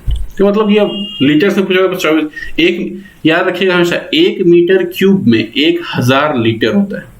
यानी कि 1 मीटर लंबा, 1 मीटर चौड़ा और 1 मीटर गहरा अगर आप कोई बर्तन आप लाते हैं तो उसमें 1000 लीटर पानी स्टोर हो सकता है। और एक हमेशा याद रखिएगा 1 सेंटीमीटर क्यूब में 1 मिलीलीटर स्टोर होता है। 1 सेंटीमीटर क्यूब में 1 मिलीलीटर पानी स्टोर होता है, याद रखिए। ठीक है, आगे बढ़े। Amit sold an article for this after allowing 12% discount on the market price. Had he not allowed any discount, he would have earned a profit of 20%. What is the cost price of the article? देखिए दोस्तों, यहाँ पे थोड़ा सा smart है। 369 ये जो है, अगर हम लोग मार्क्ड प्राइस को 100 मान लें तो एसपी क्या हो जाएगा, 88 हो जाएगा 12% डिस्काउंट देने के बाद। तो ये चलिए, तो हम कह सकते हैं ये हमारा एमपी हो जाएगा, बिल्कुल हो जाएगा। ठीक, अब कहता है ना मेरे भाई कि अगर कोई डिस्काउंट नहीं देता, अब कोई डिस्काउंट नहीं देता तो कहने का मतलब क्या है कि एमपी पे ही बेचता, मार्क प्राइस पे ही बेचता, यानी कि इसी प्राइस पे अगर बेचता तो उसको 20% का प्रॉफिट होता। तो बताइए कॉस्ट प्राइस क्या है। यानी कि अगर कोई 5 रुपए में कोई सामान कोई बेचे और 6 रुपए में 5 रुपए में खरीदे और 6 में बेचे तो उसको 20% का प्रॉफिट होता है। यानी कि ये जो है, ये जो वैल्यू 6 की वैल्यू होनी चाहिए, यानी कि ये 6 की वैल्यू होनी चाहिए। हमें चाहिए किसी 5 की वैल्यू कॉस्ट प्राइस चाहिए, तो हमें क्या 5 प्राइस से मल्टीप्लाई कर दें तो क्या हमारा कॉस्ट प्राइस नहीं निकल जाएगा? बिल्कुल निकल जाएगा। ठीक है, बिल्कुल निकल जाएगा। चलिए 100 का तो रोल खत्म हो गया, डेसिमल को खत्म कर दिया, 100 का रोल खत्म हो गया। 11 8 88, 11 तिया 33, 11 तिया सॉरी 3 6 और यहाँ 6 सॉरी 11 तिया 33, 11 तिया 33, 11 6 66 0 जो भी 8 ये 6 25 6 36 और 7 56 7 35 जो भी 350 समथिंग। तो हमारा ये आंसर 350। तो थोड़ा सा अलग क्वेश्चन, मतलब कि ना बिल्कुल स्ट्रेट अवे नहीं पूछा है उसने, बिल्कुल साफ साफ शब्दों में क्या बोलता, अगर वो कुछ डिस्काउंट नहीं देता तो फिर उसको 20% का प्रॉफिट होता है। इसका मतलब आपको समझना है कि अगर कोई डिस्काउंट नहीं देता मतलब वो मार्केट प्राइस पे ही बेच रहा था। आर यू गेटिंग इट और नॉट? यस, आगे बढ़ते हैं। ABCD is a cyclic quadrilateral. ABCD एक साइक्लिक क्वाड्रिलेटरल है। ये शायद फिगर मैं थोड़ा गलत बना रहा हूं। Okay, diagonal BD and AC, BD और AC जो है एक दूसरे को इंटरसेक्ट कर रहे हैं E पे। अच्छा, वैसा क्वेश्चन नहीं, कोई बात नहीं। तो BEC जो है वो 128 है, BEC 128 डिग्री है, ECD 25 है, ECD ये है 25। आपसे पूछ रहे कि BAC क्या होगा, BAC क्या होगा। ठीक है, अच्छा ये दोस्तों अगर 25 है तो क्या ये भी 25 नहीं होगा, क्योंकि साइक्लिक क्वाड्रिलेटरल है। ये सारा जो वर्टिसेस है ये आपका लाई करता है सर्कल के बाउंड्री पे, तो अगर ये 25 है तो क्या ये भी 25 नहीं होगा? बिल्कुल 25 होगा। ठीक है, होगा ना। एक सेकेंड, BD और AC करते हैं E पे। ठीक, BEC ABCD BEC 128, ये 128 सॉरी ये 128 है। अच्छा, ये अगर 128 है तो ये 128 जो है ये एंगल क्या इन दोनों का एक्सटीरियर एंगल नहीं होगा? जरा ध्यान से देखिए तो कुछ इस तरीके से फिगर यहाँ बन रहा है। ये एंगल आपका 128 दिया हुआ है, ये 25 है, तो इसका और इसका सम इसके बराबर नहीं होना चाहिए। क्या इसका 103 होना जरूरी नहीं है? बिल्कुल जरूरी है 103। तो ये तो हमसे पूछ रहा है, BAC पूछ रहा है, 103 आंसर हो गया। सिंपल सा क्वेश्चन, आगे बढ़ते हैं। Length of two sides of perpendicular parallelogram are 3 और 10, sum of their square of diagonals of the parallelogram is. आपको पता होना चाहिए दोस्तों कि अगर कोई पैरेललोग्राम के पास होता है जिसमें अगर साइड्स की मैं बात करूं तो ABCD है, यहाँ पे आपके डायगोनल्स दे रखे हैं AC और BD, तो यहाँ AC square plus BD square जो होता है वो होता है 2 into AB square plus AD square के। याद रखिएगा। अब देखिए 2 साइड्स ऑफ ए पैरेललोग्राम दिया हुआ है, 3 और 10 अगर दिया है मतलब कि चारों साइड क्या होगा? 3 3 और 10 10 ही होगा। ये तो कॉमन सेंस की बात है ना। तो बस कुछ नहीं करना है, यही हमें सम ऑफ स्क्वायर ऑफ डायगोनल भी पूछ रहा है। तो 2 गुना 3 3 9 स्क्वायर प्लस 100 यानी कि 218 आपका हो गया आंसर, ऑप्शन नंबर ए। आगे बढ़ते हैं। देखिए ये क्वेश्चन है ना, मैं सही बोलता हूँ, ये क्वेश्चन है बहुत सिंपल। लेकिन ये क्वेश्चन आपके लिए सबसे टफ हो सकता है अगर आप इसमें वैल्यू पुटिंग करने की कोशिश करें तो। ठीक है, वैल्यू पुटिंग ना ही करें तो बेटर है इन सब क्वेश्चंस में, क्योंकि भले ही इसमें थोड़ा जल्दी आ जाए लेकिन ऐसा बहुत पॉसिबल है कि कई बार आपके ऑप्शन बिल्कुल सेम आए।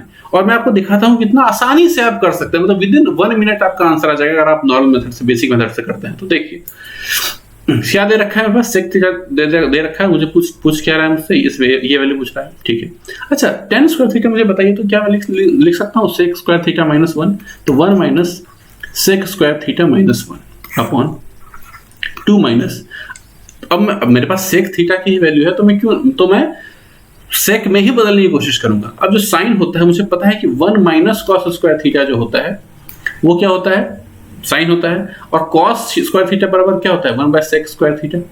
ठीक, तो 1 minus sec square theta plus 1 यानी कि 2 माइनस सेक स्क्वायर थीटा ऊपर में हो गया। ठीक है, और यहां हो जाएगा 2 minus 1 plus 1 by sec square theta.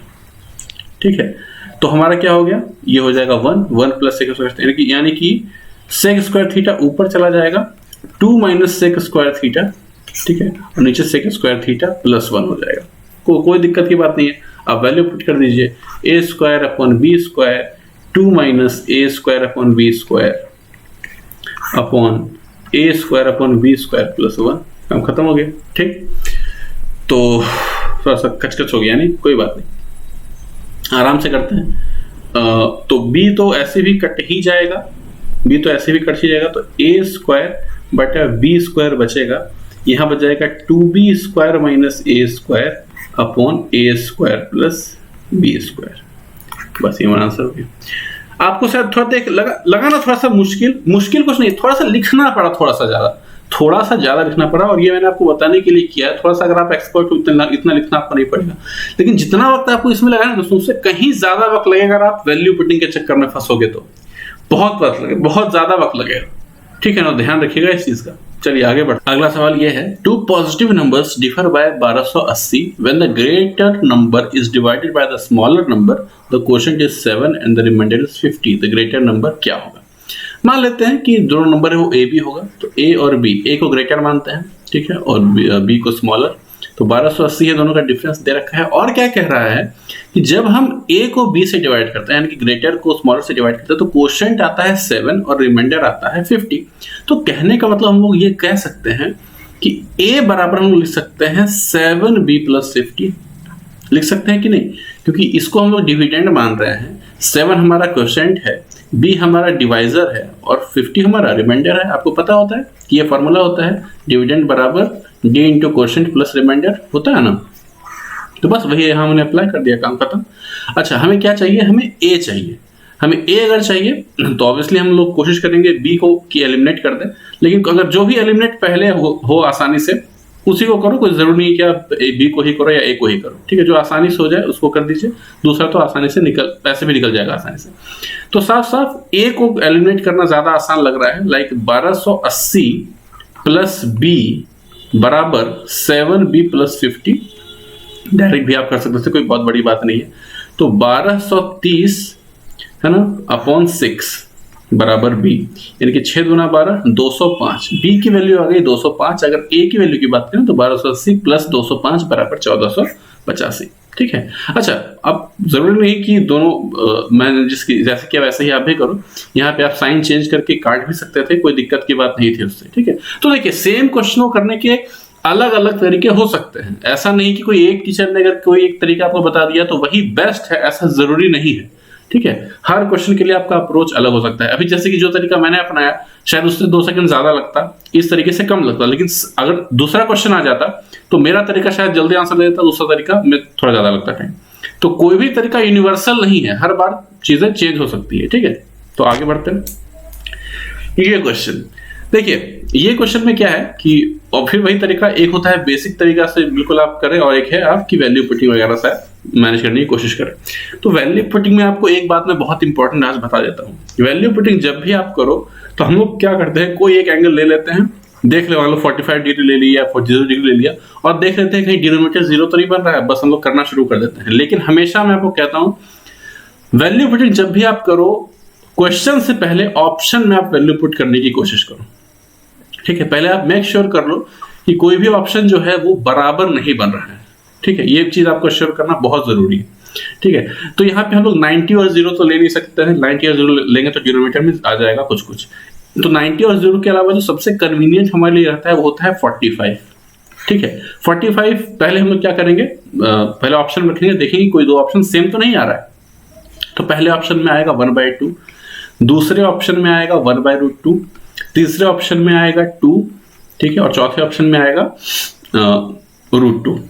ठीक है, तो अब देखिए हम लोग 45 यहाँ पे रखते हैं, तो 1/cos 45 तो हो जाएगा √2 माइनस √2, कोई दिक्कत की बात नहीं है, ये कट के अपना 0 हो जाएगा अपने आप में।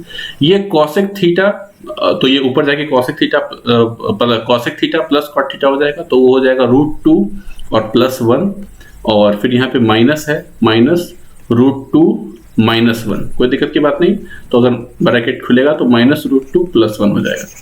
अब √2 से √2 खत्म हो गया, ये दोनों खत्म हो गया, आगे आंसर कितना 2 कहाँ आ रहा था, ऑप्शन नंबर सी में सिर्फ, तो हमारा ऑप्शन नंबर सी आ जाएगा।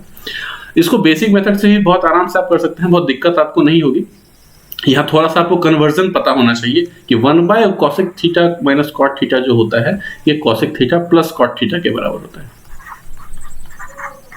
ठीक, और ये जो 1/sec theta plus tan theta है ये sec theta minus tan theta के बराबर होता है। ये कहां से आता है, तो आपको पता है कि sec square theta minus tan square theta जो है वो 1 के बराबर होता है। a square minus b square का फॉर्म यहाँ बन रहा है, तो a minus B into a plus B आप कीजिए यहाँ पे, और ये कंक्लूजन पे आप पहुंच सकते हैं। ठीक है, तो सेम चीज cosec और cot में भी आप कर सकते हैं। ठीक, तो इजी क्वेश्चन था, बेसिक मेथड से आप कर लीजिएगा। ठीक है, वो उससे भी थोड़ा सा ज्यादा टाइम लग जाएगा उससे, लेकिन कुछ ऐसा भी तो हो सकता है ना कि पहले आपका मन करे कि मैं बेसिक से ही करूँ एग्जामिनेशन हॉल में, तो जरूरी नहीं कि यही ख्याल 45 डिग्री और वैल्यू पुटिंग ही पहले आपके दिमाग में है, पहले आप चाहोगे कि बेसिक से ट्राई कर लेते हैं। तो इसलिए दोनों हर तरीका आपके मन में क्लियर हो जाना चाहिए। आप ऐसे बैटल में जा रहे हो जिसमें आपको नहीं पता है कि अपोजिशन के पास कौन कौन से हथियार है, तो आप क्या करोगे, आप उस हर तरह के डिफेंस सिस्टम को लेके जाओगे जो आपको हर तरह के मशीन गन या फिर बॉम्ब से आपको बचा सकता हो। अश्योर करोगे अपना सिक्योरिटी, भले वो कितना ही सिर्फ वो पिस्टल ही लेके आए या वो तोप लेके आए, हर तरह की तैयारी आप करके जाओगे, क्योंकि शुरू में आपको पता नहीं है उसके बारे में। ज्यादा भाषण हो गया। देखिए अगला क्वेश्चन है 9x² + y² बराबर 37 है, xy बराबर 2 है, तो इसकी वैल्यू क्या होगी। साफ साफ मुझे यहाँ दिख रहा है ये जो है AQ + BQ का फॉर्म है, ये AQ + BQ का फॉर्म बन रहा है यहाँ पे जो है ये A² + B² का फॉर्म मुझे बनता हुआ दिख रहा है, और यहाँ पे कुछ AB का फॉर्म मुझे दिखेगा यहाँ पे। तो कमी किसकी है, अगर मुझे AQ + BQ चाहिए तो मुझे पहले A + B प्राप्त करना होगा और A² + B² - AB। ठीक है, तो ये तो हमें पता है, ये भी काफी हद तक पता चल ही जाएगा, बस ये निकालना है, ये भी निकाल लेते हैं। तो आप देख सकते हैं दोस्तों 9x² हम लोग लिख सकते हैं 3x का होल स्क्वायर प्लस y का होल स्क्वायर। अपने मन से हम लोग क्या करते हैं कि यहाँ पे क्या करते हैं कि 2 × 3x + y, 3x × y करते हैं यहाँ पे, तो ये क्या हो जाएगा 3x + y का होल स्क्वायर का फॉर्मूला ये बन जाएगा। ठीक, अपने आप में इसकी वैल्यू किसके बराबर है, ये 37 के बराबर है, 2 × 3 × xy किसके बराबर है, xy है यहाँ पे 2 के बराबर, तो 3 × 6 × 12 + 37 बराबर 49, यानी कि 3x + y का होल स्क्वायर जो है वो 49 के बराबर हो गया, यानी कि 3x + y 7 के बराबर हो जाएगा। तो यहाँ पे हम आराम से 7 रख सकते हैं, 7 जैसे ही रखेंगे A² + B² कितना हो जाएगा 37 हो जाएगा, माइनस AB यानी कि 3AB यानी कि 3 × 2। ठीक है, AB सॉरी मतलब xy जो है वो है आपका 2, xy की वैल्यू 2 है, और यहाँ पे 3x × y होगा यहाँ पे, तो एनीवेज तो 7 × 31 बराबर 217। ऑप्शन नंबर 2 हो गया मेरा करेक्ट आंसर। ठीक है, आगे बढ़े। As observed from the top of a lighthouse 120√3 meter above sea level, the angle of depression of a ship sailing towards it changes from 30 to 60। तो एक 120.3 मीटर ऊंचा एक लाइट हाउस है। ठीक है, इसकी जो हाइट है ये है 120√3, और ये ऑब्जर्व करता है एक जहाज को जो कि तैरता हुआ आ रहा है इसके पास। तो इसका जो एंगल ऑफ क्या है, एंगल ऑफ डिप्रेशन जो है वो जो है 30 से घट के 60 हो गया। ठीक है, एंगल ऑफ डिप्रेशन एक्चुअली हम लोग कहते हैं इसको, ये जो एंगल होता है ना ये होता है एंगल ऑफ डिप्रेशन, ये जो होता है ये होता है एंगल ऑफ डिप्रेशन। ठीक है, लेकिन अल्टरनेट एंगल से हम देखें तो ये जो है इसके बराबर हो जाएगा और ये जो है इसके बराबर हो जाएगा। ठीक है, एनीवेज तो कहता है कितनी दूरी वो शिप चला होगा। तो आप मुझे ये बताइए कि किसी ट्रायंगल, ये वैल्यूज आपको याद भी होनी चाहिए अच्छे से। कोई ऐसा ट्रायंगल अगर बनता है, ये अगर 60 है, ये 30 है, तो जो रेशियो बनता है वो कुछ इस तरीके से बनता है, ठीक है। अगर यहीं पे मैं आपको बताऊं कि अगर ये 45 है, 45 है तो ये 1 होता है, सॉरी अगर ये 45 है, सॉरी ये 60 है और ये 45 है अगर, तो ये होता है √3, ये होता है 1, ये होता है √3 - 1, ठीक है। ये यहाँ से यहाँ तक की दूरी बोल रहा हूँ, ठीक है। तो ये वैल्यूज आपको पता होनी चाहिए। अब एक 30 और 45 का भी होगा, वो आप खुद से सोच लेना क्या हो सकता है उसमें। तो उसी तरीके से कि यहाँ पे 60 30 है, तो ये आपका √3 होगा, ये आपका 1 होगा और ये आपका 2 होगा, ठीक। तो √3 की एक्चुअल वैल्यू किसके बराबर है? 120 √3, यानी कि 1 की वैल्यू किसके बराबर हो जाएगी? 120 के बराबर। तो 2 की वैल्यू किसके बराबर हो जाएगी? 240 के बराबर, 120 गुना 2, यानी कि डिस्टेंस वो चल के आया, ये डिस्टेंस जो वो चल के आया वो है होगी 240 के बराबर, ठीक। आगे बढ़े, ओके। अब आ गया आपका एक सिंप्लीफिकेशन का क्वेश्चन। मैं हमेशा कहता हूँ सिंप्लीफिकेशन के स्टेप का क्वेश्चन हमेशा लास्ट में कीजिए, क्योंकि काफी चांस होता है कि अगर आपने बहुत प्रैक्टिस नहीं की है, जो कि हम लोग अमूमन करते हैं, सबसे कम प्रैक्टिस सेशन अगर आप कुछ लेते होंगे तो सबसे कम लेते होंगे सिंप्लीफिकेशन का, ये मैं दावे के साथ कह सकता हूँ। क्योंकि टीचर भी ये सब क्वेश्चन नहीं करना चाहता, क्योंकि उसको बोरिंग लगता है पढ़ाने में भी, और बच्चों को भी पढ़ना बोरिंग लगता है। तो इसलिए काफी चांस हो जाता है कि इसमें गलतियां आप कर दो, ठीक है। इसलिए ऐसे क्वेश्चन को कोशिश कीजिए कि लास्ट में अटेम्प्ट करो तो बेस्ट है। और थोड़ा सा क्या करो ना, थोड़ा सा स्टेप्स जंप करने की कोशिश करो तो बेस्ट रहता है इसमें, ठीक है। जैसे कि मैं यहाँ पे सीधा लिखूं तो 4/7 और यहाँ 5 × 10 14/5 है, तो ऊपर 8/5 में लिख सकता हूँ यहाँ पे आराम से, कोई दिक्कत की बात नहीं है। 3 तो 5/3 लिख सकता हूँ यहाँ पे, ठीक है। माइनस यहाँ पे 7/2 - 13/6, ठीक है। 5 से 5 कट गया, ठीक है। तो 8/3 - 7/2 + 13/6, 6 लिया एलसीएम, 16 - 21 + 13, 16 3 29, 29 -1 8/6, राइट। 8/6 हो गया, ठीक है। 4/3 डिवाइड बाय, अब ये प्रोसेस करते हैं इसका क्या हो जाएगा? 16/5 भागा 9 × 16/6, ठीक।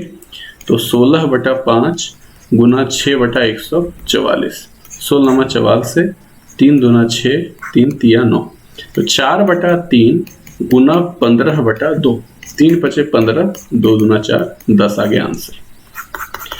क्या किया मैंने? कुछ सिंपल सा सॉल्व किया, कोई ट्रिक वगैरह कुछ नहीं, बस ये कहा थोड़ा सा आप अगर स्टेप्स अगर आप जंप कर सकते हो ना, तो आपका टाइम बहुत बच जाता है इसमें, ठीक है। सबसे ज्यादा जो आपको दिमाग खराब आपका करता है वो होता है ऑफ, सबसे ज्यादा आपको इसका ख्याल रखना पड़ता है। उसके बाद जो परेशान कर सकता है वो होता है ब्रैकेट, ठीक है। तो अगर ऑफ और ब्रैकेट पे अगर आपकी पकड़ है, अगर आप उसको जल्दी से डिटेक्ट करके उसमें आप ऑपरेशन स्टार्ट कर सकते हो, तो फिर आपका आंसर 90% एक्यूरेट ही आएगा।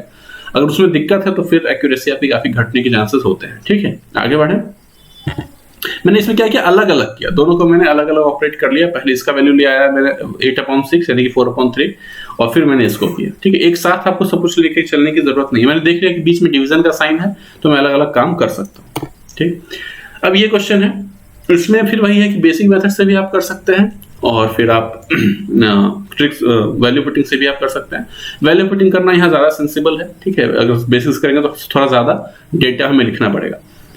इससे 45 ही मान लेते हैं, कोई टेंशन ही नहीं रहेगी। तो जब भी ऐसा कुछ देखे तो 45 मानना बेस्ट होता है, ठीक। 45 मानेंगे तो ये हो जाएगा 2 + 1 + 1 भागा 1/2 - 1, कोई दिक्कत की बात नहीं, ठीक। ये हो जाएगा 2 + 2 1 + 1 का होल स्क्वायर, 2 3 4 8 भागा -1/2 अपॉन 4 गुना 4, ठीक। 8/-1/2 × 1/16, 2 -1 हो गया आंसर मेरा, ठीक है। तो देख रहा है ना, ये सब एक अटेम्प्ट में कहीं गलती होने के चांसेस नहीं होने चाहिए, ठीक है। जो आप करो कॉन्फिडेंस के साथ करो, और टेम्परामेंट अगर आप हैं तो फिर आपके लिए कोई मसला नहीं है बहुत बड़ा, ठीक। आगे बढ़े, okay. A solid metal sphere of radius इतना centimetre is melted and recast into spherical balls of 3 cm each. What is the ratio of the surface area of the original sphere and the sum of the surface area of all the balls?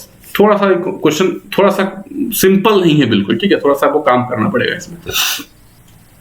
तो 15 centimetre का एक spherical ball है और उसको recast किया गया है cylinder में। तो ऑब्वियसली हमें क्या करना है पता है, वॉल्यूम को इक्वेट करना है। तो सिलेंडर का होता है 4/3 पाई आर क्यूब, ठीक है, तो आर इंटू आर, ठीक है, बराबर एन कितना, मतलब spherical, sorry an spherical cylinder है, स्फेयर ही है। अब कितने हैं वो तो पता नहीं है, तो उसको एन मान लेते हैं। तो उसका वॉल्यूम क्या हो जाएगा 4/3 इंटू ये 3 क्यूब, ठीक है। तो 4/3 से पाई कट गया, 4/3 से पाई कट गया, तो n बराबर आ जाएगा 125। तुरंत आप कर सकते हैं, ठीक है, क्योंकि यहाँ पे 3 है, 3 यहाँ 3 है, 5 5 5 5 बचेगा, तो 125, तो 125 बॉल्स बनेंगे। पूछ क्या रहा, what is the ratio of surface area of the original sphere. 4 pi R square होता है ओरिजिनल स्फीयर, यानी कि 4 × 15 × 15, and the sum of the surface area of all the balls, यानी कि 125 गुना 4 पाई आर स्क्वायर, ठीक। तो पाई 4 पाई से तो 4 पाई कट गया बड़े आराम से, 3 × 5 = 15, 3 × 5 = 15, 1:5 आ गया आंसर। ऑप्शन नंबर 1 है करेक्ट आंसर, ठीक। कोई दिक्कत की बात नहीं, सिंपल क्वेश्चन था, कोई इसमें टफनेस कुछ नहीं है, कोई टफनेस नहीं है, बस थोड़ा सा आपको ना फिगर आउट करना पड़ता है कि मुझे निकालना क्या है, ठीक है। अब हम लोग क्या करते हैं, जल्दबाजी में पढ़ते तो सीधे ये कर देते कि surface area of the original sphere to the surface area of the new spherical balls, ये लोग सबका सम करना है, इसमें लोग शायद ध्यान नहीं देते, ठीक। आगे बढ़े। The numerator of a fraction is 3 more than the denominator. When 5 is added to the numerator and 2 is subtracted from the denominator, the fractions become 8/3. When the original fraction is divided by this, the fraction so obtained, ठीक है। तो मान लेते हैं कि इस type का मेरा फ्रैक्शन होगा, a + 3/a इस फॉर्म में, क्योंकि न्यूमरेटर 3 बड़ा है डिनोमिनेटर से।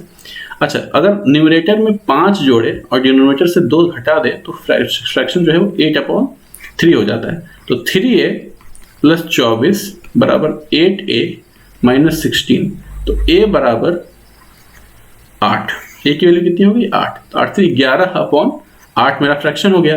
अब इसी को 11 इसको इससे डिवाइड करना है 11/2, ठीक, तो 1/4 आ गया आंसर। क्या इसमें आप ट्रिक लगाओगे भाई, क्या ट्रिक लगा के आपको मिलने वाला है इन सब क्वेश्चंस में, ठीक है। बिल्कुल बेसिक वे से करना है, उससे कीजिए और खुश रहिए, ठीक। कुछ भी यहाँ स्पेशल आपको करने की जरूरत नहीं है, ठीक है ना। मतलब मेरे समझ में तो यही आ रहा है, आप लोग पता नहीं इसको कैसे लेते हैं, ठीक है। आगे बढ़े। The CSA of a right cylinder is इतना and its height is 3 times its radius. H जो है वो 3r के बराबर है। What is the capacity of the cylinder? Okay. CSA है सिलेंडर का 2 पाई RH होता है, 2 पाई r h, h है 3r के बराबर, ओके। 3696, तो 22 11 दूनी 22, 11 × 33, 33 6 68, ठीक है। तो 12 से अगर काटना चाहें इसको 12 दूनी 24, अब 12 8 96, r की वैल्यू क्या होगी 7 × 2 बराबर 14। तो r अगर 14 है तो h कितना हो जाएगा 42, ठीक। कुछ कह रहा है कैपेसिटी क्या होता है पाई r स्क्वायर 14 × 14 × 42, 7 × 6 42। अब देखिए यहाँ पे मुझे दिख रहा है कि यूनिट में चारों में यूनिट डिजिट में फर्क है, तो हम लोग पूरा करेंगे नहीं। 4 दूना 8, 832, 32 × 6, 6 दूना 12, 12, तो लास्ट में 2 एक ही में है, बस ये मेरा आंसर हो गया। कैलकुलेट भी कर सकते हैं और कुछ लोग शायद जल्दी भी आंसर निकाल सकते हैं। जैसे कि अगर मैं यहाँ पे 11 का मल्टीपल ट्राई करूँ, 7 5 12, 8 2 10, 2 12, तो ये तो है। 7 11 ये नहीं हो सकता है, 9 5 14, 7 2 9 ये नहीं हो सकता है, 8 1 9 ये 9 ये हो सकता है। तो दो ऑप्शन भी अगर मिल गए तो मतलब बात खत्म तो नहीं हुई ना, प्रॉब्लम अभी भी उतनी ही बड़ी। तो बेटर है कि आप बेसिक मेथड से ही करके आप आंसर तक पहुंचिए आराम से, ठीक है। आगे बढ़े। A certain sum of money is lent at 4% for 3 years, 8% per annum for the next 4 years, and 12% per annum beyond 7 years.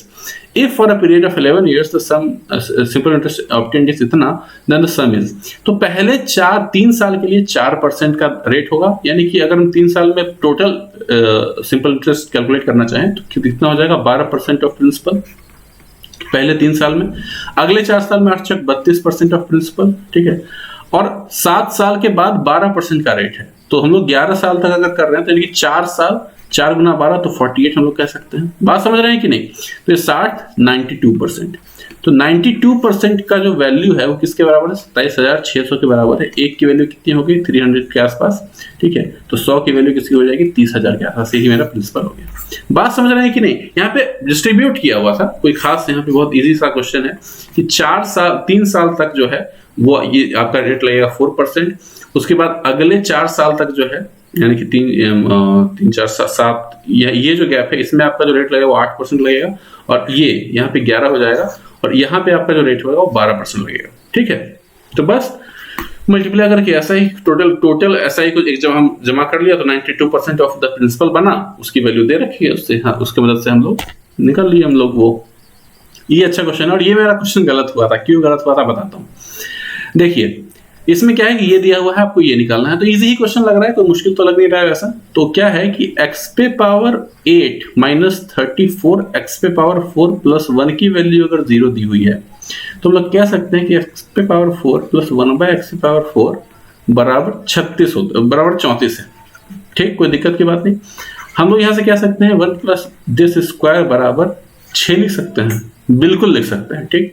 अच्छा, मुझे चाहिए X cube plus 1 by X cube, इसके लिए मुझे ये बहुत ज्यादा जरूरी है, एक्स प्लस 1 बाय एक्स, ठीक है। इसके लिए हम लोग क्या करेंगे, दोनों तरफ प्लस 2 कर देते हैं, इधर एक्स प्लस 1 का होल स्क्वायर बन जाएगा, ठीक है, और इधर क्या हो जाएगा 8, तो एक्स प्लस 1 बाय एक्स जो है वो 2√2 के बराबर हो गया, ठीक। अब बस 2√2 का होल क्यूब कर दो, a क्यूब माइनस 3 इंटू 2√2, तो 8 8 16 16√2 माइनस 6√2 बराबर 10√2। अब क्या था ना, मेरा आंसर आ गया था 10√2, बट मैं फिगर आउट नहीं कर पा रहा था कि यार आंसर ये मतलब कौन सा आंसर में मेरा 10√2 आ रहा है, तो 8 वाला दिया हुआ आंसर, तो मेरा कौन सा मारूं। मेरा उस टाइम इतना टेम्परामेंट मेरा बुरा हो गया था कि मैं समझ नहीं पा रहा था कि मैं किसको चुनूं, जबकि यहाँ पे किया हुआ बस इतना है कि 5 को बाहर रखा और जो बच गया तो उसको अंदर भेज दिया, वो हो गया ये 5√8 मेरा आंसर हो जाएगा। तो एवरीथिंग इज अबाउट टेम्परामेंट। आप किसी से पढ़ लो, आपका टेम्परामेंट अगर इंप्रूव नहीं हो रहा है ना, कुछ नहीं हो सकता है, इम्पॉसिबल। किसी टीचर से पढ़ो, शायद आप 2-4 क्वेश्चन और ज्यादा कर सकते हो, उससे ज्यादा आप नहीं कर पाओगे। यूट्यूब पे बहुत कंटेंट है, आप बहुत ज्यादा अच्छा कर सकते हो, और कोर्स पढ़ के 2-3 क्वेश्चन अच्छा होगा, लेकिन टेम्परामेंट अगर आपने इंप्रूव कर लिया तो आप 15 से 20 क्वेश्चन का मार्जिन लेके जाओगे, ठीक है। आगे बढ़ते हैं। A takes 2 hours more than B to cover a distance of 40 kilometers. A doubles his speed. He takes इतना hour more than B to इतना, ओके 90 किलोमीटर कब करेगा B ट्रैवलिंग का सेम स्पीड, ठीक। अब क्या कह रहा है, ये अच्छा क्वेश्चन है। कह रहा है कि A जो है वो B से 2 घंटा ज्यादा टाइम लेता है 40 किलोमीटर कवर करने में, ठीक। ध्यान सुनिए, क्वेश्चन बहुत अच्छा है। अगर A अपनी रफ्तार को दुगना कर लेता है तो 80 किलोमीटर कवर करने में B से 1.5 घंटा ज्यादा वक्त लेगा, ठीक। अब आप मुझे ये बताइए दोस्तों, यहाँ पे चर्चा था 40 किलोमीटर का, यहाँ चर्चा हो रहा है 80 किलोमीटर का।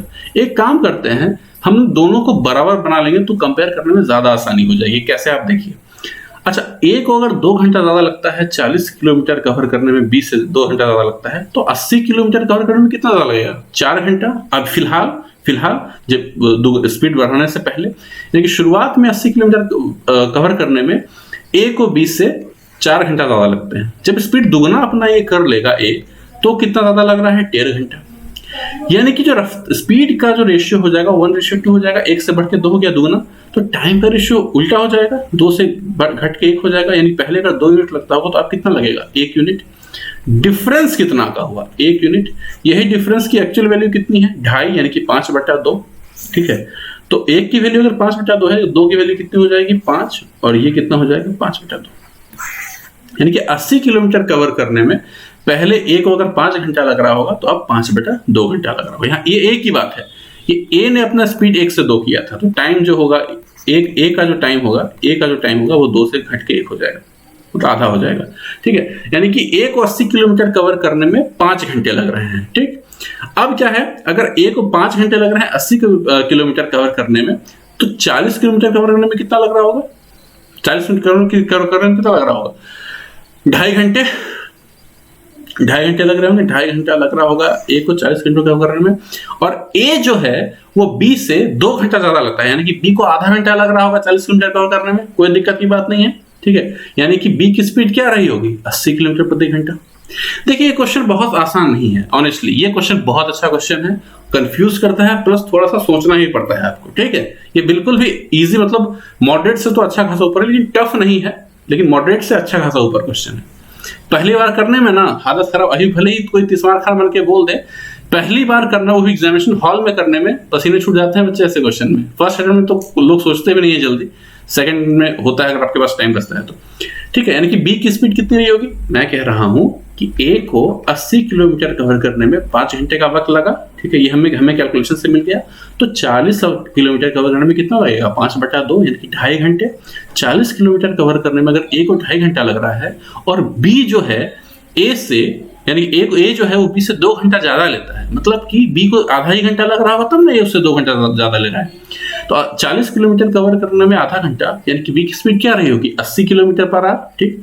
अब पूछ रहा है कि 90 किलोमीटर कवर करने में बी का कितना टाइम लगेगा, तो 90/80, 9/8, 1 whole number 1/8, option number 2 answer. Same question कई बार आया है एसएससी में, कई बार आया है, लेकिन फर्क क्या होता है पता है, ये 40 जो आप देख रहे हो ना, ये 40, ये 80, ये 90, ये तीनों डिस्टेंस सेम रहता है, और करने में कुछ नहीं लगता है, बहुत इजी हो जाता है।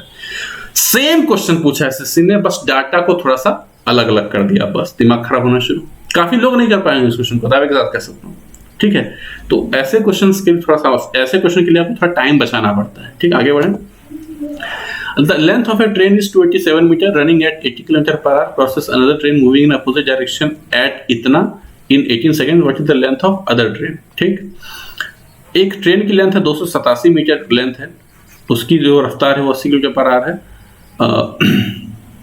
ओके, दूसरे ट्रेन की लेंथ हमें निकालनी है, तो उसको मान लेते हैं L उसका लेंथ हो, ठीक है। और ये होगी टोटल डिस्टेंस, तो क्योंकि अपोजिट में जा रहा है तो जो स्पीड होगा वो ऐड हो जाएगा, ठीक।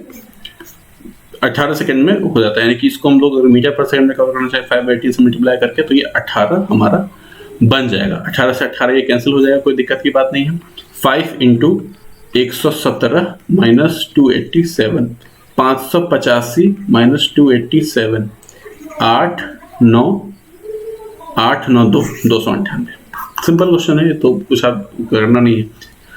L1 plus L2 upon S1 plus S2 बराबर T। ऑपोजिट डायरेक्शन में अगर ऑब्जेक्ट्स एक दूसरे को क्रॉस कर रहे हो तो कितना वक्त लगेगा क्रॉस करने में, तो वो इस फॉर्मूले से हम लोग कर सकते हैं, ठीक है। आगे बढ़े। ये अच्छा क्वेश्चन है।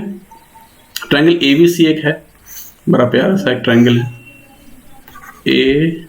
ABC, D and E are point, D and E are point BC and AC, ठीक। मिड पॉइंट है, ये दोनों मिड पॉइंट है, ठीक है। AD बराबर 10.8 है, AD बराबर जो है ऐसे हम लोग कर दें अगर, ये 10.8 है, और BE जो है, ये BE जो है ये है 14.4।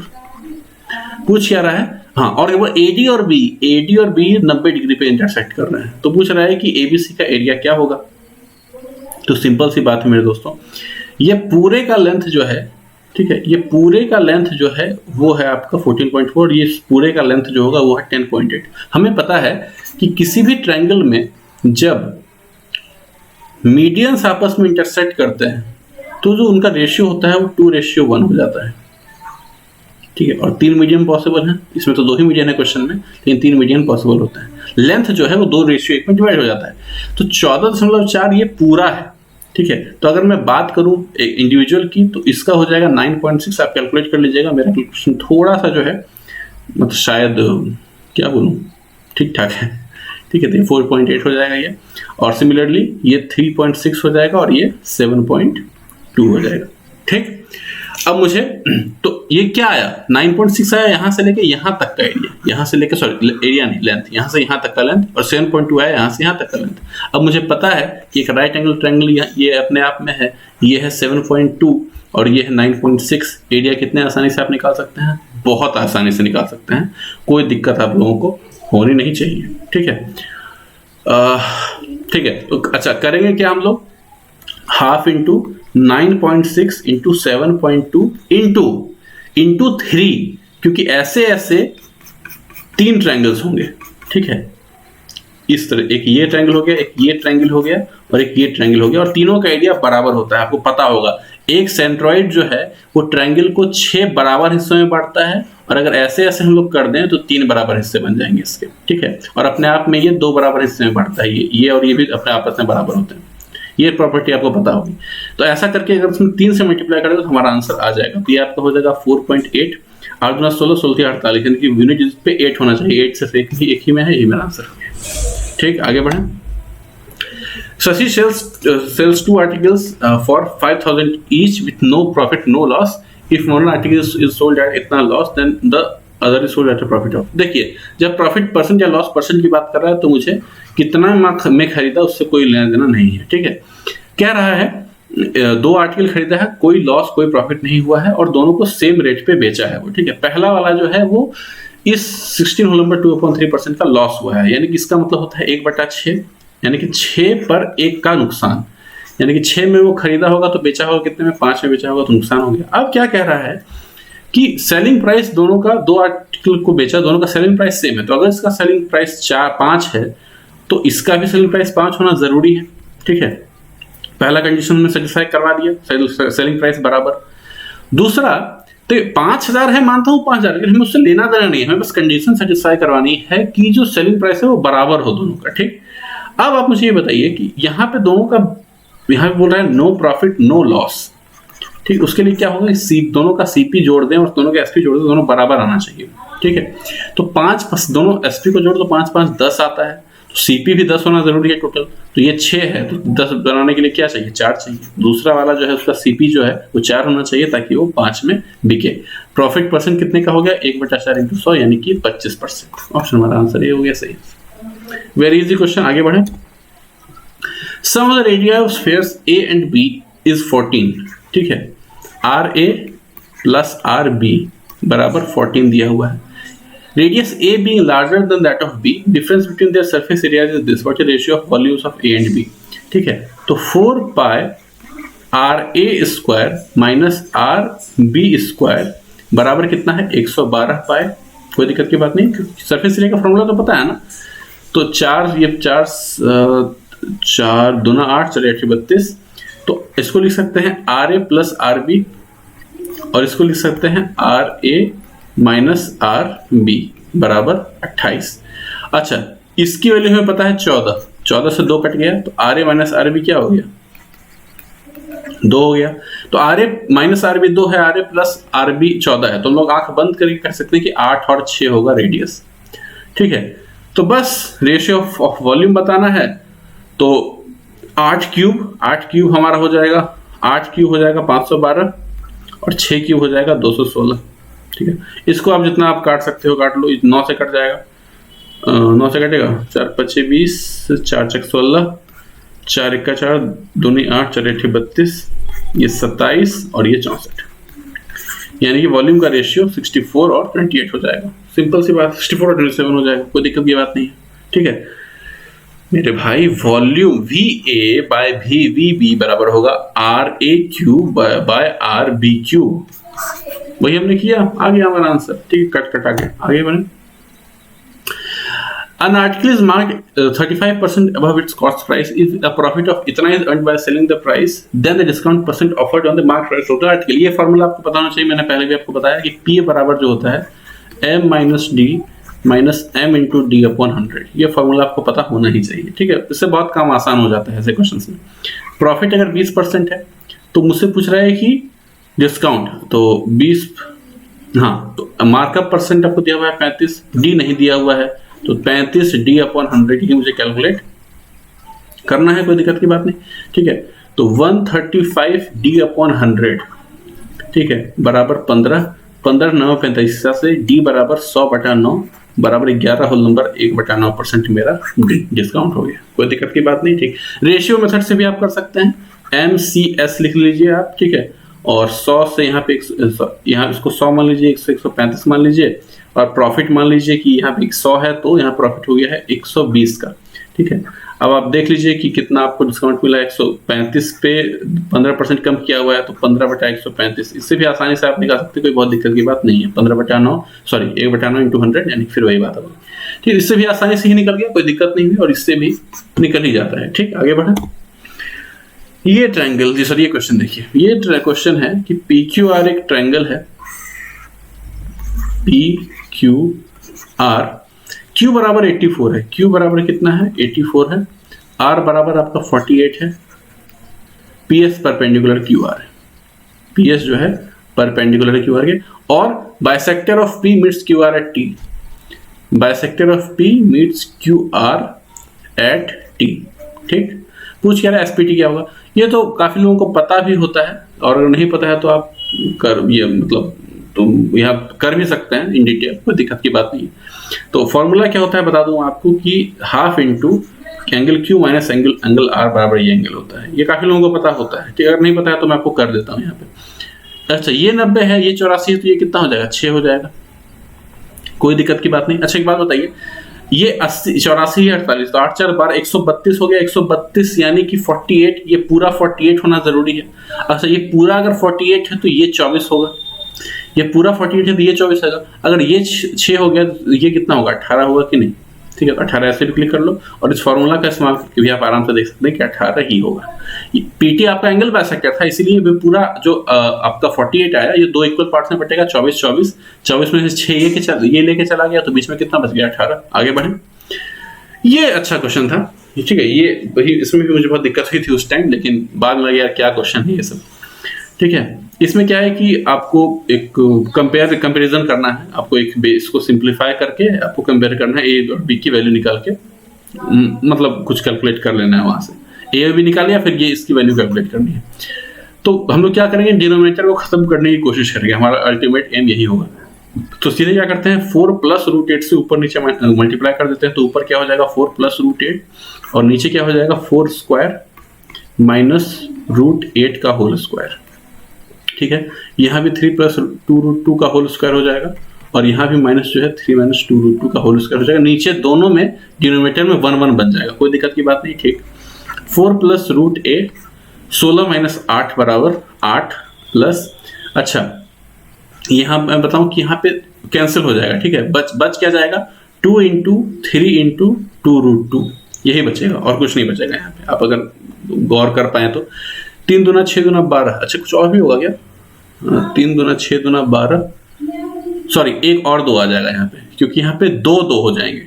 ठीक है, यहाँ पे 2 यहाँ पे यानी कि एक और 2 यहाँ पे आ जाएगा, और मेरा काम जो है उस सरलता के साथ हो जाएगा। तो यहाँ पे हम लोग देखें तो ये 4 है, ये है 2 रूट 2 अपॉन 8। ठीक, और यहाँ हो जाएगा ये 24 रूट 2 हो जाएगा। इसको भी आप ऊपर ले लीजिए तो कोई दिक्कत की बात नहीं है। ठीक, 4 प्लस 2 रूट 2 अपॉन 8, 24 8 92 से 192 रूट 2, तो 194 रूट 2 प्लस 4 अपॉन 8, कोई दिक्कत की बात नहीं। हाफ इंटू 97 अपॉन 4 रूट 2, ये कॉम्प्लिकेटेड सा फिगर मेरे पास आ गया। ठीक है, ठीक है, थोड़ा आपको करना शायद कुछ हालांकि बहुत लोग इसका फॉर्मूला यूज करते हैं। ठीक है, direct 4ab upon a square minus b square, कीजिए कोई दिक्कत नहीं, कैलकुलेशन तो आपको करना पड़ेगा, क्योंकि इस तरह का गंदा सा चीज आपके पास अगर आपको लाना है तो कैलकुलेशन तो करना पड़ेगा मेरे भाई। ठीक, उसके लिए क्या है, तो अच्छा देखिए, यहाँ मैं कंपेयर अगर करूं, इससे कंपेयर करूं इसको, तो मैं यहाँ आराम से लिख सकता हूं कि b की वैल्यू जो 97/4 के बराबर दिख रही है, और a की वैल्यू जो 1/2 के बराबर दिख रही है। तो 3a यानी कि 3/2 प्लस 4b यानी कि 97/4 कट गया, 97 प्लस 1.5 यानी कि 98 whole number 1/2, option number 3 correct answer. ठीक है, तो ये सब क्वेश्चन था जो ऑब्वियसली डेफिनेटली अच्छे क्वेश्चंस में आ रहा था, जो मतलब 100 क्वेश्चन पूछे गए, इसमें से 5-7 क्वेश्चन ऐसे थे जो डेफिनेटली टाइम टेकिंग थे, अच्छे थे, लोग उसको छोड़ सकते थे, गलत कर सकते थे उसमें कहीं। ठीक है, उसमें ये क्वेश्चन आता है, नो डाउट अबाउट इट। ठीक, आगे बढ़े, 90 नंबर पे पहुंच गए हम लोग। Base of a right prism is a regular hexagon of side 5 centimetre. एक हेक्सागन एक प्रिज्म है, प्रिज्म में क्या होता है, ऊपर नीचे जो टॉप और बॉटम है दोनों बेस जो है वो सेम होता है, ऊपर भी हेक्सागन है अगर तो नीचे भी हेक्सागन ही होगा।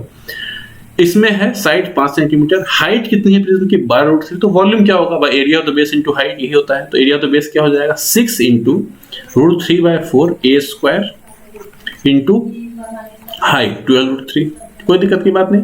4 तिया 12, 25 गुना 3 गुना 3 गुना 6, 25 6 150, 150 गुना 9 1350, ये मेरा आंसर हो गया। सिंपल क्वेश्चन तो कुछ है ही नहीं। प्रिज्म का वॉल्यूम का फॉर्मूला तो सबको पता ही होता है। क्या है 3 men and 4 women can do a piece of work in 7 days। ये मेरा फेवरेट क्वेश्चन होता है, मुझे बहुत मजा आता है ये क्वेश्चन करने में, क्योंकि सॉर्टेड है मामला, इसमें कुछ एक्स्ट्रा ना उसने कभी पूछा है ना कुछ करने की जरूरत पड़ती है, और इसमें मतलब मुझे तो पर्सनली मजा आता है। ठीक है, तो क्या कह रहा है कि काम वही है, ये काम बराबर ये काम, बस यहाँ पे है कि 3 आदमी और 4 औरत मिलके करते हैं, और वहां पे 2 आदमी और 1 औरत मिलके करते हैं, तो थोड़ा सा फर्क हो जाता है। इनको 14 दिन लग जाता है, उनको 7 दिन, लेकिन काम तो सेम ही रहेगा ना। तो काम को हमने इक्वेट कर दिया, 2 बार में कट गया, तो 3m + 4 वुमेन बराबर 4m + 2 वुमेन। ठीक है, तो m बराबर हो गया आपका 2 वुमेन। तो m और w मैन वुमेन का जो एफिशिएंसी का रेशियो है 1:2 हो गया। अब कह रहा है कि 7 वुमेन उसी काम को कितने दिन में करेंगे, तो m की जगह पे हम लोग 2 रख सकते हैं, 4 की जगह पे 1 रख सकते हैं। टोटल वर्क अगर निकालना है हमें तो 3 गुना 2 जोड़ 4 गुना 7 अपॉन 7 कर सकते हैं, 7 गुना 1, कोई दिक्कत की बात नहीं। 7 से 7 कट गया, 3 दूना 6 4 10 आंसर हो गया मेरा। ठीक, आगे बढ़ते हैं। समझ में आया कि नहीं? ये सब आ रहा होगा, दिक्कत की बात नहीं है। हम लोग यहाँ मेन और वुमेन का रेशियो हमने यहाँ से निकाल लिया कि मेन का एफिशिएंसी अगर 2 है तो वुमेन का एफिशिएंसी 1 है। ठीक है, उसका इस्तेमाल करके टोटल वर्क हमने निकाल लिया, एंड बस we are good to go. Monthly income of A and B, income की बात कर रहे हैं। ठीक है, ए की और बी की क्या है, इनका है अगर 3 तो इनका है 5। ठीक है, और सेविंग की बात करें तो इनका है 2, इनका है 3।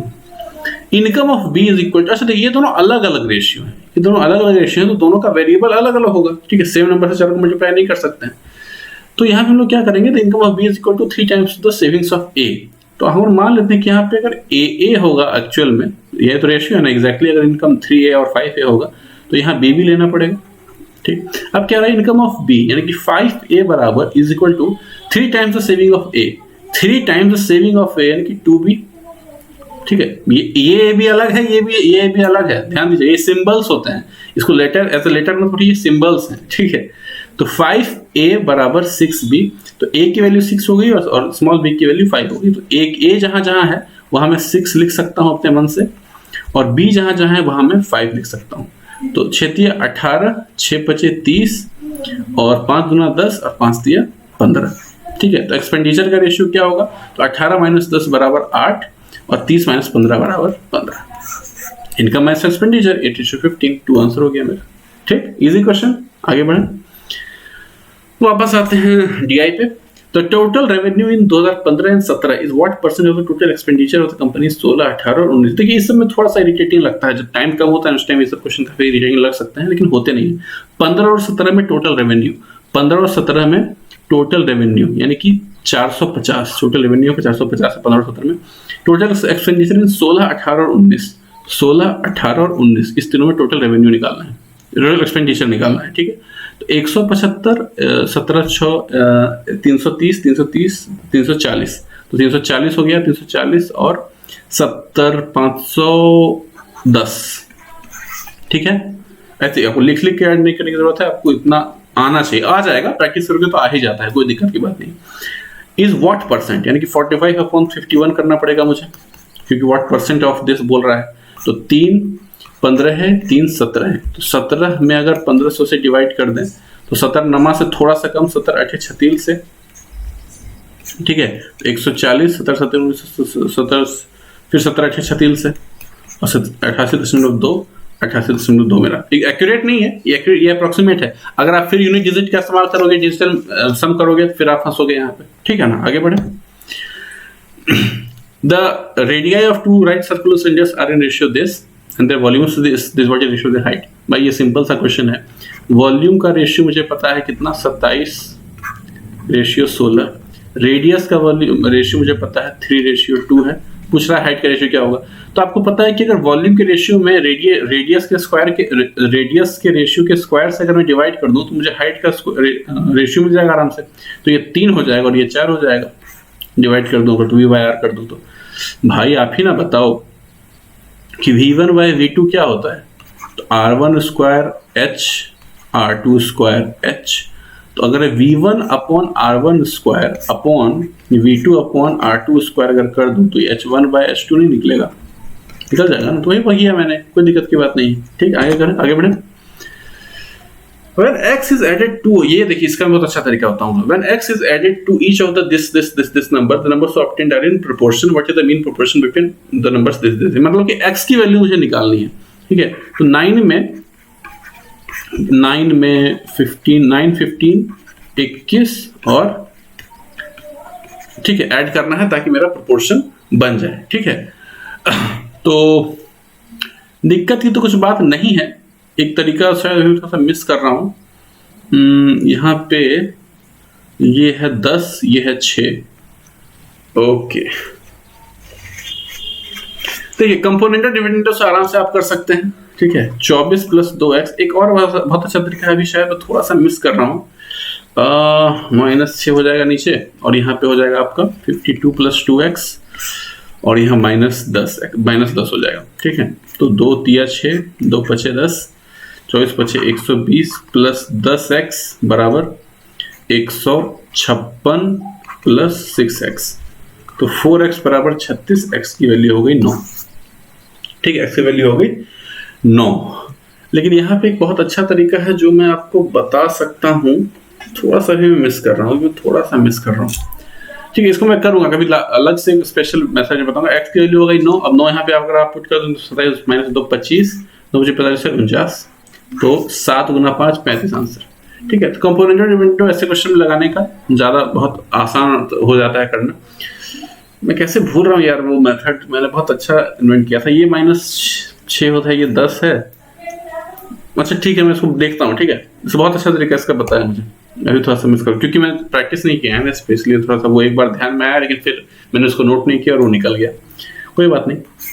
अब जैसे देखिए यहाँ पे क्या है, अगला क्वेश्चन, DEF एक ट्रायंगल है, DEF एक ट्रायंगल है और ABC एक ट्रायंगल है, ABC एक ट्रायंगल है, ठीक। क्या कह रहा है, ABC का एरिया है 9 cm², DEF का एरिया है 12 cm², ठीक है। तो BC अगर 2.1 है तो EF क्या होगा, EF की लेंथ बतानी है आपको, ठीक, ओके। तो बार एरिया का जो स्क्वायर का रेशियो होता है उसका अगर मैं √ ले लूं तो मुझे साइड का मिल जाएगा, ठीक है। तो 4/3 बराबर x² अपॉन 2.1 गुना 2.1 कह सकते हैं। जो ऊपर में 100 हो जाएगा, नीचे 21, ये 25 हो जाएगा, तो 7 × 21 अपॉन 25, ठीक है। कुछ गलती हो रही है क्या?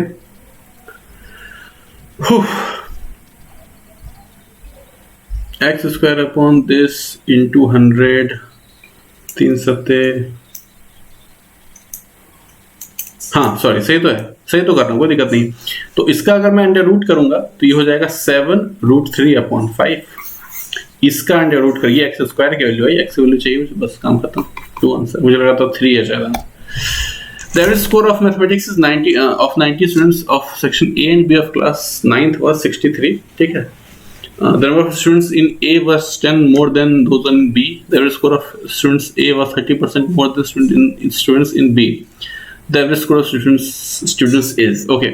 देखिए क्या है कि अगर A का लास्ट लाइन में अगर आप देखें तो A का जो एवरेज है वो है 10, एवरेज स्कोर 10 है A के बच्चों का, और B का जो एवरेज है वो 13 है, 10-30% ज्यादा है।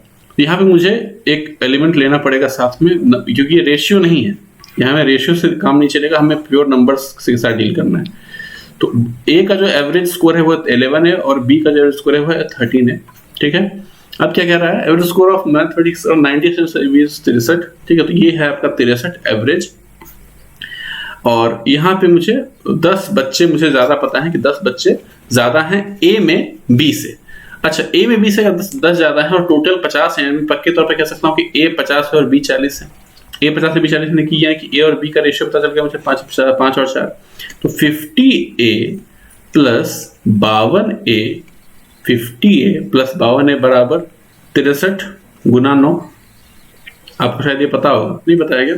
तो पता कीजिए, वेरी इंपॉर्टेंट, ठीक है। तो 102A बराबर 63 × 9, ठीक है।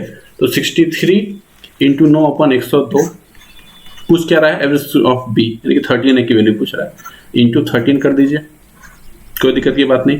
तो कुछ गलती हुई क्या, 3 3 3 12 3 21। अच्छा, इसको आप कैलकुलेट अगर आप करेंगे ना तो आपको इतना ही आएगा, 54 के आसपास आएगा। I am very sure about it. कुछ गलती हुई है शायद, I am not very confident. 21 गुना 117, 21 21 21 सत्ते 47 से 7 5 4 2 34 2 4 5 7। तो 5 बार में अगर मैं करूं, 5 हाथ में 2, 5 से 15 16 17, नहीं ये तो नहीं होगा, कुछ गलती हो रही है यार। स्कूल ऑफ बी, कुछ गलती मैंने की है इसमें। Average score of A is, oh sorry मैंने उल्टा लिखा यार, ए का है 13 और बी का हो जाएगा 10 है, ये गलती हो गई, शिट। और एवरेज दोनों का है, ये है आपका ए का और ये है बी का, और टोटल जो है बाकी सब कुछ बिल्कुल सही था, कोई दिक्कत नहीं था। तेरे बच्चे 65 ए प्लस 40 ए बराबर 63 गुना 9, यानी कि ए की वैल्यू जो है वो 63 गुना 9 बटा 105 होगी। अब मुझे निकालना कितना है, मुझे 10 की वैल्यू निकालनी है, ठीक है। बी का क्या होगा, तो 5 दूना 10 और 5 ये 21, 21 दिया 63 और ये 27 दूना 54। थोड़ी सी गलती हो गई, ये थोड़ी छोटी छोटी चीजें हैं दोस्तों, क्योंकि क्या हो ना, हम लोग ना यूज टू होते हैं 10 से 13 लिखने में खटाक से ज्यादा इंटरेस्टेड होते हैं। अगर 10 से 13 ऐसे लिखने बोला जाए तो हमारे लिए अनकंफर्टेबल है, इसलिए ये सब सिली मिस्टेक्स ना, और इसीलिए ज्यादा समझदार इशारा है, क्योंकि लोग ए भी ज्यादा आसानी से लिख सकते हैं, बी ए थोड़ा मतलब लिखने में थोड़ा झिझक होता है उनको, इसीलिए ए को 30% उसने बढ़ाया कि यहाँ पे बच्चा कुछ गलती करे, हमने कर भी दी, ठीक है। चलिए आगे बढ़े। एलिगेशन आपको पता होगा, उसमें मैं एक्सपेक्ट कर रहा हूँ कि आप लोग अच्छे से जानते होंगे। पेरीमीटर का दिया हुआ है इतना इतना, रेशियो निकाल सकते हैं यहाँ से। डी दिया हुआ है तो एक और साइड निकालना बहुत आसान है, तो 432 288, तो इसको मैं किससे करूँ 36 12 12 दिया 36 और 12 छक 72 12 दूना 24 12 छक 48 3/2। साइड का रेशियो भी 3/2 होना चाहिए एज कम्पेयर टू पेरीमीटर। तो डीई की जो वो है, डी है आपका 12, आपसे पूछ रहा है ए बी, देखिए 2 छक 12 6 3 18, ठीक है। आगे बढ़े। The height and radius of right circular cone is this, height और दिया हुआ है, CSA is this, then the volume. तो पाई आर एल होता है आपका CSA, पाई आर ये है, और एल हो जाएगा आपका कितना 5x हो जाएगा, क्योंकि रेशियो है यहाँ पे, ये है 240 पाई, तो पाई से पाई कट गया, एक्स स्क्वायर बराबर 15 1 का 15 16 x बराबर 4 आ गया, यानी कि r बराबर 4 3 12 आ गया, h बराबर 20 आ गया, ठीक है। r बराबर 12 आ गया, h बराबर 20 आ गया, काम खत्म। अब वॉल्यूम निकालना है, तो 1/3 पाई r square h, 12 into 12 into 20, 3 4 12 48 तो 960। अरे ये कैसे हो गया, सॉरी, अरे ये आपका l है, ये h नहीं था, ये l था, पाई आर एल होता है, ठीक है। तो हमारा जो h है वो 4 इंटू 4 16 होगा, तो 1/3 पाई आर स्क्वायर h, यानी कि 4 12 गुना 12 इंटू 16, तो 3 चौक 12 48 गुना जो 16 है वो 256 गुना 3 होता है, तो 768 होगा, ठीक है। तो हमारा ये आंसर हो गया। लास्ट क्वेश्चन है, not the least as well. इसमें क्या है, देखिए इसमें क्या है कि आप वेरिएबल्स भी हैं आपके पास, कांस्टेंट टर्म्स भी हैं, ठीक है। तो पक्के तौर पर नहीं कह सकते हैं कि यहाँ पे कौन लगाना ज्यादा बेनिफिशियल होगा। स्टिल हम लोग कोशिश करेंगे कि वैल्यू पुटिंग करें, क्योंकि हमें चारों ऑप्शन अलग अलग दिख रहे हैं। अगर 45 हम लोग रखते हैं तो हमें ऑप्शंस अलग अलग साफ साफ दिख रहे हैं, तो 45 ही रखते हैं। 1/√2 1 minus 1 into 1 plus √2 sorry plus 2, कोई दिक्कत की बात नहीं, upon 1 minus 1/√2 into 1 plus 1 √2 plus 1, ठीक, खत्म हो गया। √2 माइनस 1 अपॉन √2, ठीक है।